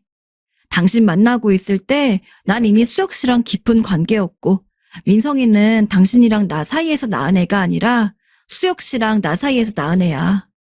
우리 미국에서 잘 살고 있으니까 당신도 당신 인생 알아서 살아. 우리한테 신경 쓰지 말고. 너 지금 그걸 말이라고. 아무튼 다시는 연락하지 마. 짜증나니까. 헛웃음밖에 나오질 않았습니다. 사람이 너무 황당하고 터무니없는 일을 겪으면 화도 나지 않는다더니 제가 딱 그 꼴이었습니다. 그렇다면 지금껏 유학 핑계대며 미국에 있을 그 시절에도 제 친구랑 알콩달콩 잘 지냈을 게 뻔했습니다. 난 그저 아내랑 아들 생각한다고 한국에 혼자 남아서 허리가 휠 때까지 일을 했는데, 김치 하나에 밥을 먹어가며 눈물로 돈을 보냈는데, 너무도 큰 배신감에 아무것도 하고 싶지 않았습니다. 그래서 한동안 일도 그만두고 그냥 집에 처박혀서는 누구와도 연락하지 않았습니다.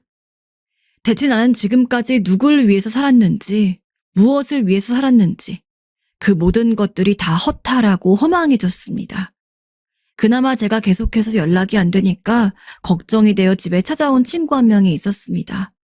비록 오랜 시간 좌절해 있긴 했지만 그래도 그 친구가 찾아온 날을 기점으로 저는 점점 기운을 차릴 수 있었습니다. 이거는 완전 사기나 다름없지. 야, 너 얼른 네 전와이프 고소해라. 다는 못 돌려받아도 최소한 이혼하고 나서 양육비 준 것 정도는 돌려받아야 하는 거 아니야? 친구는 적극적으로 저에게 와이프를 고소하라고 했습니다. 최소한 민사소송이라도 걸어서 그동안 투자한 돈 모두 받아내라고 말이죠. 그 말을 들으니까 저도 이렇게 제 스스로를 갉아먹으며 사는 것보단 어떻게든 받아낼 건 받아내야겠다는 생각이 들었습니다. 친구 말대로 전부 돌려받지 못하더라도 일부는 받을 수 있겠죠. 하지만 소송을 하는 것 자체가 쉽지 않았습니다.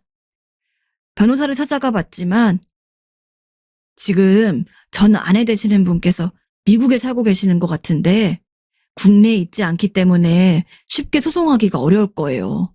그리고 실질적으로 아드님이 친자가 아님을 제대로 증명하기 위해서는 유전자 검사를 해야 하는데 아드님도 미국에 있으면 그 절차를 밟기가 어렵습니다. 라고 이야기를 하는 통에 고소를 하고 싶어도 고소를 하기가 힘든 상황이었습니다. 최소한 전 아내랑 아들이 어디 사는지를 알아야지 뭐라도 해볼 텐데 참 멍청하게도 그 오랜 시간 동안 아내랑 아들 뒷바라지를 하면서도 어디 사는지도 몰랐습니다. 게다가 어찌어찌 그 당시 어디서 살았는지 알았다고 해도 지금도 거기 살고 있을지는 미지수였죠. 어디 쪽팔려서 말도 못하겠고 정말 주위 사람이 기러기 아빠 생활을 한다면 도시락을 싸서라도 뜯어 말리고 싶습니다. 영어 좀 못하고 공부 좀 못하면 어떻습니까? 가족이 가족처럼 살아야지. 지금은 하루하루 극단적인 생각이 들어 너무도 힘들지만 진짜 제가 죽더라도 저를 배신한 전 와이프는 응징을 하고 죽어야겠다 싶어서 지금 미국으로 건너갈 준비를 하고 있습니다. 반드시 두 사람에게 복수를 하려고 해요. 어차피 이래 망가지나 저래 망가지나 전 이미 모든 걸 잃은 놈이니까요. 저는 현재 곤경에 처해 있습니다. 부디 제게 현명한 조언들 해주신다면 귀담아 듣겠습니다. 어머니는 어렸을 때부터 저에게 집착 아닌 집착을 했습니다. 원래는 그렇게까지 신경이 날카로운 분이 아니었어요. 오히려 저희 어머니는 다른 집 부모님들에 비해서도 엄청 우아하고 고상하신 분이었습니다. 아버지 사업이 잘 되어서 집이 좀 잘 살았는데 저희 어머니는 딱 부잣집 사모님 같은 분이었죠. 아버지는 아버지대로 하나뿐인 외동딸을 아끼시는 분이었기에 전 적어도 어렸을 때는 부모님 사랑을 듬뿍 받으면서 자랐습니다. 부모님이랑 같이 여행도 자주 가고 외식도 자주 다녔어요. 하지만 제가 중학생이 되기 직전에 아버지 사업이 망하게 되었습니다. 미안해, 여보. 미안해, 혜민아. 내가 다 말아먹었어. 아니에요. 아빠 울지 마요. 아빠는 울며 우리 앞에서 눈물까지 보였고 남부럽지 않은 집에서 살던 저희는 온 벽에 금이가 있는 허름한 단칸방으로 집을 옮겨야 했습니다. 그 많던 돈이 다 빚 갚는 곳으로 나갔는데도 불구하고 여전히 저희에게는 빚이 남아 있었고 시도 때도 없이 찾아오는 빚쟁이 때문에 온 가족이 집에 없는 척 숨죽이고 있던 날도 많았습니다. 옷 하나 사는 것도 수십, 수백 번을 고민해야 했고, 밥을 먹는 것도 당연히 삼시세끼를 다 못 챙겨 먹을 때가 많았습니다. 외갓집이랑 친가로부터 도움을 받을 수도 없었습니다. 저희 조부모님들은 다 돌아가셨거든요. 정말 오로지 이 세상에 저희 세 가족뿐이었습니다.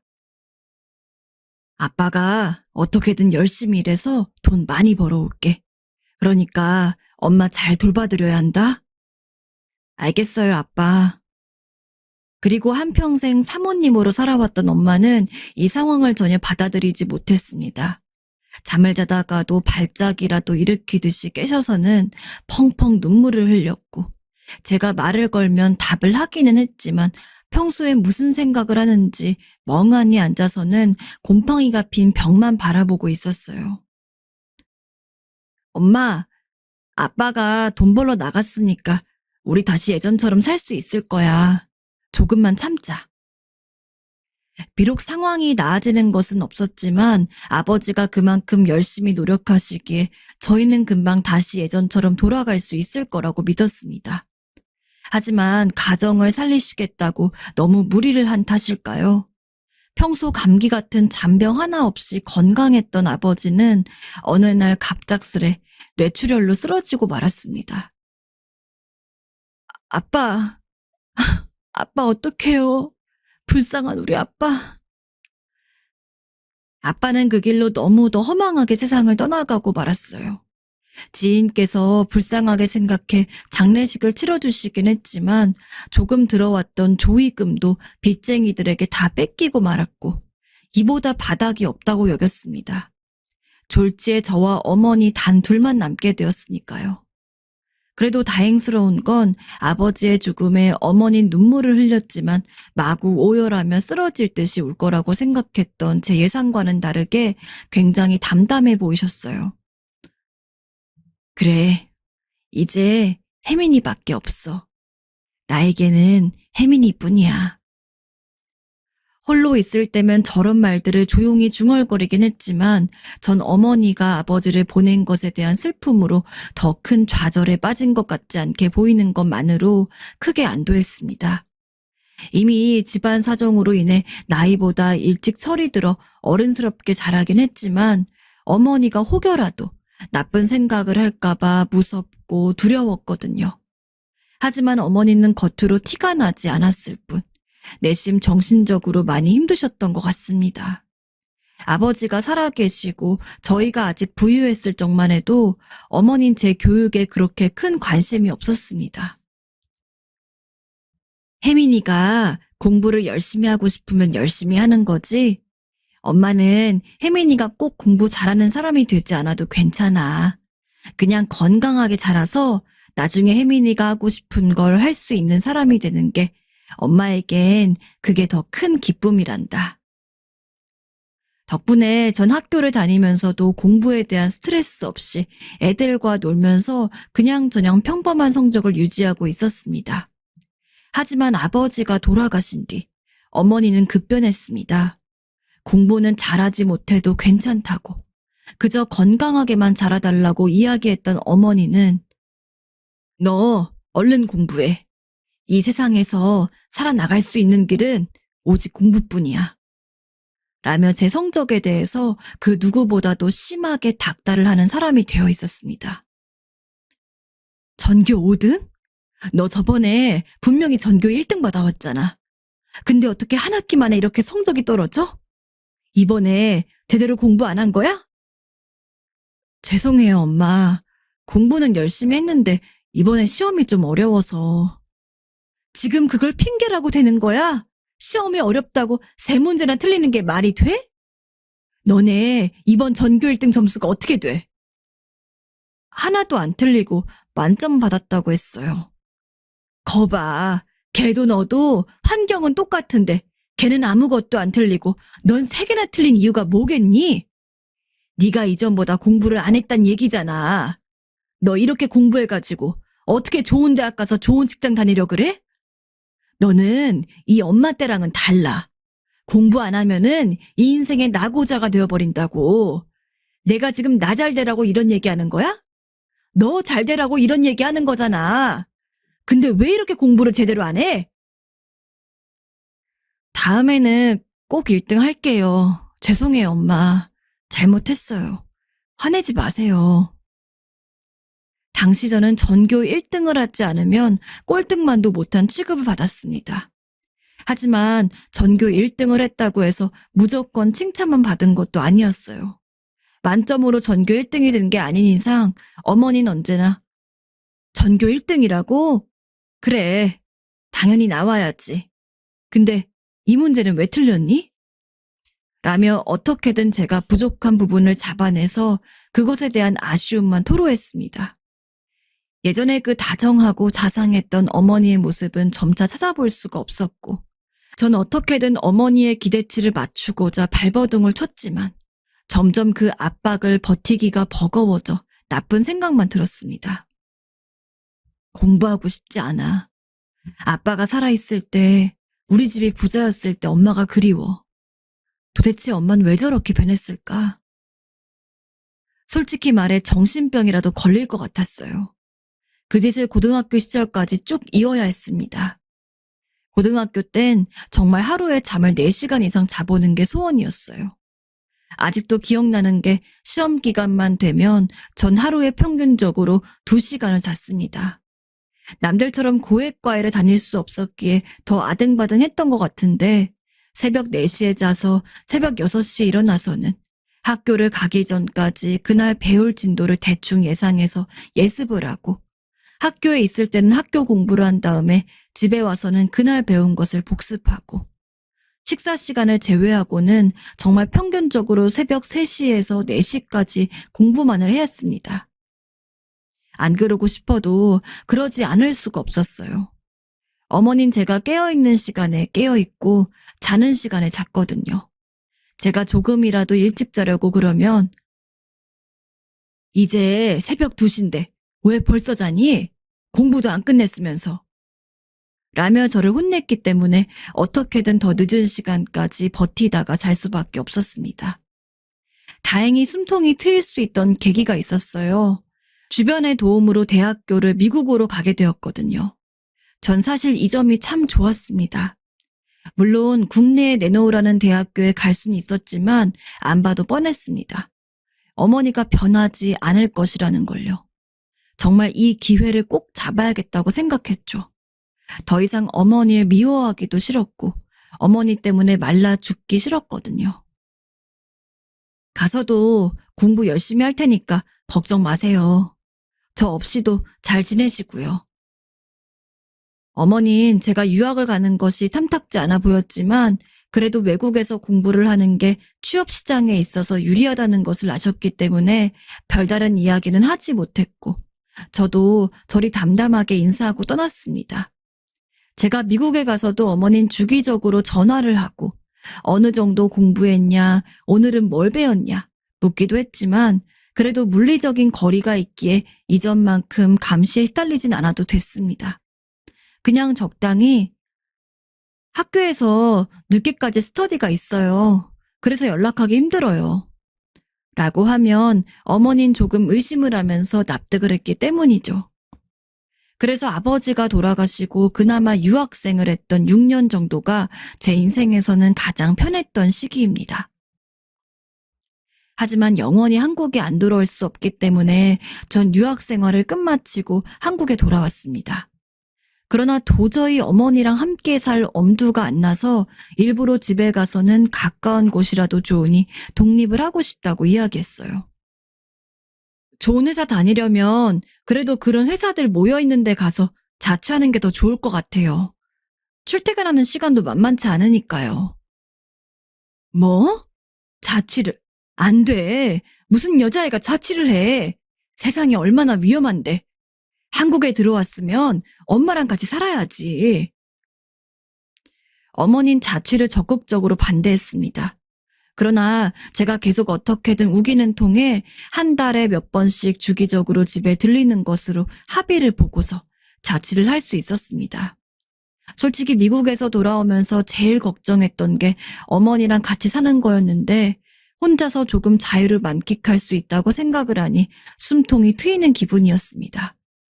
그리고 한국에 완벽히 정착을 한 뒤 전 여기저기 좋은 회사에 이력서를 넣으며 취직 자리를 구했고 다행히 저를 좋게 봐준 괜찮은 대기업에 빠르게 입사까지 성공할 수 있었습니다. 게다가 그 일터에서 지금의 남편까지 만나게 되었죠. 자기네 부모님은 어떤 분이셔? 내가 막내 아들이라 그런지 우리 부모님이 정말 나를 끼고 살았어. 아, 근데 오해하면 안 된다. 막내라고 해서 버릇없게 자란 거 아니니까. 그냥 어머니도 아버지도 나랑 형들한테 엄청 관심이 많았고 우리가 원하는 거 있으면 다 해주셨는데 너무 무리한 이야기를 하면 단호하게 거절하고 그게 왜 잘못됐는지도 엄청 자세히 알려주셨어. 좋은 분들이지. 남편은 저랑은 다르게 매 순간 여유롭고 다정한 부모님 아래에서 자란 막내 아들이었습니다. 남편이랑 사귈 적에 가끔 가족 이야기를 하면 전 아주 어렸을 때 빼고는 행복했던 기억이 없기 때문에 늘 얼버무리곤 했는데 남편은 언제 어디서나 거리낌 없이 본인이 부모님에게 어느 정도 사랑을 받았으며 어떻게 자라왔는지를 부끄럼 없이 이야기할 수 있는 좋은 가정에서 태어났습니다. 그런 남편이 얼마나 부러웠는지. 하지만 부러움만이 전부는 아닙니다. 그런 남편이었기에 커가면서 어머니의 압박으로 조금 불안정해 있던 저를 다독여주고 포용해 줄 수 있었던 것 같다고 생각하거든요. 그래서 고마운 것도 많았어요. 전 남편의 품에서 어머니와 있을 땐 느끼지 못했던 어떠한 자유를 느낄 수 있었습니다. 저는 속절없이 남편에게 빠져들었습니다. 유학을 가서도 연애를 안 한 건 아니지만 한국에 돌아올 것이 걱정이 돼서 그런지 그렇게 깊은 만남은 가지지 못했어요. 그리고 남편은 한국에서 처음으로 만난 남자였고요. 어머니는 주기적으로 저한테 연락을 하셨지만 전 남편과 함께 있느라 어머니의 연락을 무시하기도 하고 핑계를 대서는 애초에 연락이 오지 않도록 한 적도 많았어요.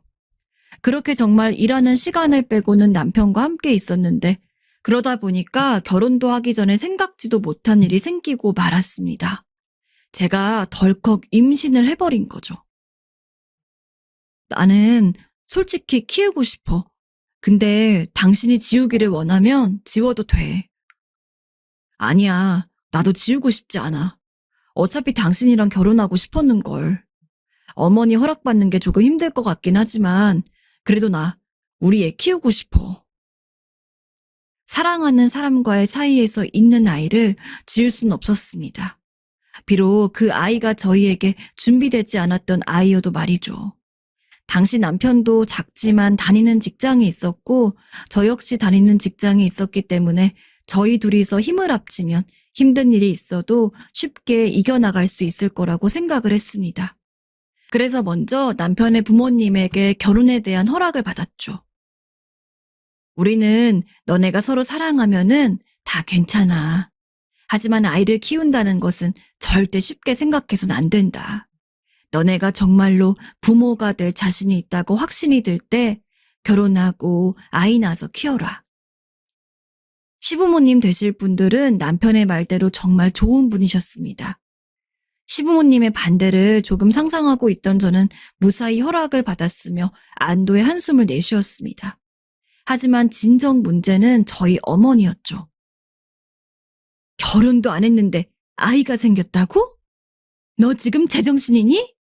나는 그 결혼 절대 허락 못한다. 애는 당연히 지워야 해. 네가 지금 나이가 몇인데 애 낳으면 회사도 못 다니는 거 몰라? 아직 경력도 제대로 안 쌓인 상태에서 어떻게 그렇게 네 미래는 생각도 안 하고 덜컥 애부터 가진 거야? 이렇게 한심한 애였어? 남편이 어머니를 설득하겠답시고 매일같이 집에 찾아와서 무릎을 꿇고 해도 변함이 없었습니다. 오히려 어머니는 저를 임신시킨 남편이 무척이나 짜증나고 화가 났는지 어느 때는 빗자루를 들고 와서는 남편을 정말 말 그대로 후드려 패려고 하더라고요. 전 너무 무서웠습니다. 살면서 어머니 고집을 이겨본 적도 없고 어머니가 저에게 목소리를 높이고 날카롭게 굴 때면 숨을 잠시 멈춰야 할 정도로 겁이 나서 어떻게 할 수가 없었습니다. 하지만 그렇다고 아이를 포기할 수는 없었기에 결국 도망을 치기로 결심을 했습니다. 시부모님은 제가 어머니 허락을 받지 못했으며 애를 낳기 위해 도망을 나온다는 선택을 이해하지 못하셨습니다. 하는 수 없이 전 옛날 이야기를 꺼냈죠. 아버지가 돌아가신 후부터 어머니가 조금 병적으로 구세요. 그나마 제 길고 긴, 어쩌면 조금 구질구질한 법한 이야기를 너그러이 이해해 주신 시부모님 덕분에 어찌저찌 결혼을 하고 시어머니 도움을 받아서 작은 집에서 남편과 함께 살 수 있었습니다. 마음이 편하면서도 무거웠어요. 하나뿐인 어머니의 허락을 받지 못한 채 이렇게 도망치듯 나와서는 몰래 우리끼리 살아간다는 게 죄책감이 들었으니까요. 축하드려요. 예쁜 공주님이에요. 아이를 낳고서는 더 그랬습니다. 시부모님은 손녀를 보겠다고 오셔서는 자주 놀아주시곤 하는데 문득 그 모습을 보니 어머니 생각이 나더라고요. 저희 어머니도 아이를 워낙 좋아하셔서 어렸을 적 아버지가 살아계실 적에는 농담 삼아서 우리 혜민이 동생이나 만들어줄까? 라고 하셨거든요. 그동안 어머니에게 연락이 와도 무서워서 받지 않고 그랬는데 더 늦기 전에 용서를 구하고 제대로 허락을 받아야겠다는 생각이 들었습니다. 그래서 아이가 2살이 됐을 때 남편과 함께 아이를 안고서 어머니의 집에 찾아갔어요. 엄마, 미안해요. 근데 그때는 어쩔 수 없었어요. 어머닌 이제 화를 낼 기력도 없는지 아무 말도 안 하셨습니다. 대신 저희에게 식사를 차려주셨죠. 대놓고 말은 안 하셨지만 그게 일종의 용서의 표현이었을 거라고 생각합니다. 오래도록 보지 않아 서먹서먹하긴 했지만 그럴수록 오히려 저는 더 어머니에게 찾아가서는 뒤늦게나마 딸 노릇을 했어요. 하지만 어머니는 그동안 제게 쌓인 게 많은지 매일같이 푸념을 하며 외롭다는 이야기를 했습니다. 전 당연히 그게 그냥 하는 말인 줄 알고서 밖에 나가서 친구분들이라도 만나요 하고 넘겼습니다. 하지만 어머니가 바라는 것은 따로 있었습니다. 너네랑 같이 살면 안 될까? 네?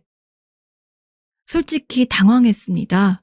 어머니한테 죄송스러운 건 죄송스러운 거고 같이 사는 건 또 다른 문제였으니까요. 하지만 한번 물꼬를 튼 어머니는 제가 집에 갈 때마다 연신 같이 살고 싶다며 이야기를 했습니다. 제 남편이 있을 때도 말이죠. 되도록이면 따로 살고 싶었던 것이 솔직한 심정입니다. 하지만 착한 남편이 저를 설득하기 시작했습니다. 어머니랑 함께 살자고요. 장모님도 당장 외로우셔서 그런 걸 거야. 조금 시간 지나면은 장모님이 오히려 불편하셔서 나가실 수도 있잖아. 그러니까 일단은 같이 모시고 살자. 그리고 우리가 장모님에게 잘못한 것도 있잖아. 나 이렇게라도 갚으면서 효도하고 싶어. 남편이 그렇게까지 말하니 하는 수 없이 어머니와 함께 살게 되었습니다. 걱정은 했지만 며칠간은 별일이 없고 저희가 집에 들어오면 어머니가 식사를 차려줄 때도 있어서 어머니랑 같이 사는 것도 나쁘지 않겠다는 생각을 좀 했습니다. 하지만 딱 2주 정도 지난 뒤부터 어머니는 너무 이상하게 변했습니다. 당시 저는 대기업에 다니고 있었고 남편은 이직을 해서 유망한 스타트업 중소기업에 다니고 있었습니다. 근데 어머니가 남편이 없고 저 혼자만 있을 때면 자꾸 이런 소리를 하는 겁니다. 아이고, 아이고, 내가 이러려고 너를 그렇게 키웠냐? 그렇게 좋은 회사 다녀놓고 남편은 별 볼 일도 없는 사람을 만나는 게 말이 돼? 어서 이혼해라. 말 같지도 않은 소리에 화들짝 놀라서 그런 얘기 절대 하지 말라고 못을 박았습니다. 하지만 어머닌 제 말을 귓등으로도 듣지 않았어요. 나중엔 남편이 앞에 있는데도 우리 혜민이가 너 같은 놈만 안 만났어도 더 잘생기고 멋진 남자 만날 수 있었어. 라며 면전에서 남편을 모욕했습니다. 하지만 속도 좋고 착한 남편은 그럴 때마다 웃으면서 아유, 장모님, 제가 더 잘할게요. 라며 애교를 부리면서 어떻게든 어머니의 화를 풀려고 했습니다. 하지만 여전히 어머니는 계속 남편을 보고서 네가 우리 딸 인생을 망쳤어. 너 때문이라고. 라며 야단 법석이었죠. 여기까지만 했어도 그냥 딸이 아까워가지고 유난 떠는 장모 정도로만 볼 수도 있었을 겁니다. 더 충격적인 것은 어머니가 저희 딸을 봐주겠다며 저랑 남편 보고 데이트를 다녀오라길래 갑자기 웬일인가 싶어서 나간 적이 있었거든요. 근데 갑작스레 비가 와서 예상보다 일찍 집에 들어오게 되었습니다. 근데 거실엔 아무도 없고 방문은 다 닫혀 있더라고요. 어머니가 저희 딸을 데리고 어디 나갔나 싶어서 아무 생각 없이 방문을 열려고 그러는데 안에서 어머니의 음산한 중얼거림이 들렸습니다. 이게 다 너 때문이야. 네가 우리 딸을 망쳤어. 너만 안 태어났어도. 너무 놀라서 문을 열자 어머닌 그 어린애를 꼬집을 곳이 어디 있다고 팔뚝이며 다리며 온갖 곳에 손톱 자국을 내고 있었습니다. 애는 다른 사람도 아니고 얼굴을 아는 할머니가 그러는 거라 참고 있었는지 저를 보자마자 울음을 터뜨리기 직전이었고요. 저는 정말 그날로 어머니를 쫓아내려고 했습니다. 하지만 그것도 남편이 말려서 간신히 참았어요. 장모님이 상처가 깊으셔서 그런 걸 거야. 그나마 남편이 하루 종일 저를 붙들고 위로를 해줘서 화가 가라앉긴 했지만 이대로 있어서는 안 되기에 어머니를 거실에 앉혀놓고 똑바로 이야기했습니다. 앞으로 또 이따위 일이 있으면 가족 간의 영 같은 거는 이제 전혀 없는 거라고 말입니다. 그 말에 충격을 받았는지 어쨌는지 어머니는 다시 정상적인 모습으로 돌아오는 것 같았습니다. 1년, 2년 흐를수록 저 역시 이제는 어머니가 조금 안정을 찾았다고 생각을 할 수가 있었죠. 그렇게 5년이 지났을 때 저희 부부는 둘째를 낳을 생각을 하고 있었습니다. 근데 첫째랑은 달리 이상하게 아이가 안 들어서더라고요. 심지어 시험관 시술도 했지만 소용이 없었습니다. 둘째를 너무도 원했던 저희는 스트레스를 많이 받았죠. 엄마가 너 지어다주는 한약집에서 애 들어서는데 좋은 거 있나 한번 알아볼게. 어머니가 임신에 좋은 한약이라며 가져다 준 것까지 꼬박꼬박 챙겨 먹어봤지만 그건 역시 효과를 보지 못했습니다. 좌절스럽고 절망하기도 했습니다. 애초에 결혼을 이야기할 때부터 자녀는 둘이 딱 좋겠다고 의기투합이 되어 있었기에 왜 처음엔 어렵지 않았던 임신이 이렇게 어려운지 이유를 알 수가 없어 더욱 답답했습니다. 하지만 계속 좌절하고 있을 수도 없잖아요. 둘째는 인연이 아닌가 보다 싶어 하나 있는 첫째라도 제대로 기르자는 쪽으로 점점 마음을 옮겨갔습니다. 그러다 일이 터졌습니다. 퇴근하고 집으로 왔는데 접시가 깨지고 뭐가 우당탕 망가지는 큰 소리가 났습니다. 집에 도둑이라도 들었나 싶어서 빨리 문을 열고 들어갔어요. 근데 남편이 엄청 흥분한 상태로 온 집안의 물건을 던지고 있었습니다. 그리고 어머니는 그런 남편을 피해서 마치 귀신이라도 들린 듯 뛰어다니며 소리를 질렀어요. 뭘 어떻게 해야 할지 몰라서 신발도 못 벗고 있는데 눈에 실핏줄이 잔뜩 터진 채로 뛰어다니면서 머리를 쥐어뜯던 어머니는 저를 보자마자 눈을 희번떡 뜨더니 제 팔에 손자국이 날 정도로 꽉 쥐었습니다. 혜민아, 혜민아, 혜민아, 혜민아, 오해다, 오해야. 정서방이 지금 오해하는 거야. 갑자기 무슨 오해예요? 엄마, 왜 이래요? 나 너무 무서워요. 혜민아, 아니다. 아니야, 아니야. 정서방이 날 지금 죽이려고 했어. 너도 봤지? 빨리 경찰에 신고해라. 그래야 우리 딸이 행복해. 우리 딸 예쁜 혜민이 지금도 훌륭한 사람하고 결혼할 수 있어.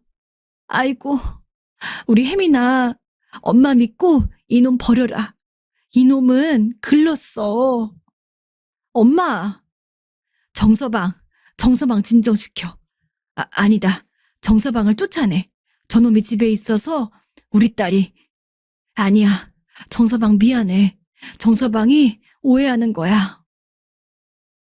누가 봐도 미쳤다고 밖에는 할 말이 없었습니다. 어머닌 거의 입에다 거품을 물 지경이었어요. 이해가 안 되는 상황에 두려움만 가득했습니다. 그 와중에 어머니는 작은 방에 들어가서는 문을 쾅 닫고 나오질 않았죠. 대체 무슨 일인가 싶어서 난장판이 된 집안 꼴을 보며 남편을 불렀습니다. 여보, 일단 진정해봐. 응? 진정해. 엄마 왜 저래? 무슨 일이 있던 거야? 남편은 한참을 씩씩거렸습니다. 제가 달래어 조금 나아진 기색이긴 했습니다만 그럼에도 여전히 화가 난 얼굴을 한 남편이 분노를 삼키듯 심호흡을 크게 쉬더니 제게 말도 안 되는 이야기를 했습니다. 당신 어머니가 우리 애 안 생기게 몰래 거짓말 친 거야. 자기가 먹었던 한약 임신에 좋은 게 아니라 임신을 방해하는 약이래. 그래서 우리가 지금까지 이런 고생을 했던 거야. 당신 어머니가 작년부터 주었던 약도 사실 그런 약이란다. 뭐라고? 알고 봤더니 엄마가 줬던 한약은 아이가 안 들어서게 하는 약이었다고 했습니다. 그리고 남편은 약이 떨어지자 한의원에 전화해서 재주문하는 어머니의 목소리를 우연히 듣게 되고 이렇게 화가 났던 거였고요. 엄마, 정말이에요? 아니 대체 왜 그랬어요? 저 역시 화가 머리 끝까지 나서 어머니가 들어간 방을 쾅쾅 두드리고 문을 열었습니다. 하지만 제가 문을 열고 들어가도 어머니는 제정신이 아닌 상태로 벽을 보고 앉아서는 남편의 이름을 수백 번 넘게 읊조리고 있었습니다. 119를 부르고 어찌저찌 진정제를 맞게 한 뒤 나중에 제대로 검사를 해보니 어머니에게 정신병이 있다는 진단이 내려왔습니다. 통원 치료를 끝날 정도가 아니었기에 어머니는 결국 정신병원에 입원해야 했죠. 대체 어디서부터 어떻게 잘못이 된 걸까요? 어머니를 무서워하고 한편으로 미워하긴 했지만 가슴 한구석에 어쩐지 응어리가 남아있는 것 같습니다. 앞으로 자식으로서 이 어머니를 어떻게 끌어안고 살아가야 할까요? 여러분들의 조언이 간절히 필요합니다.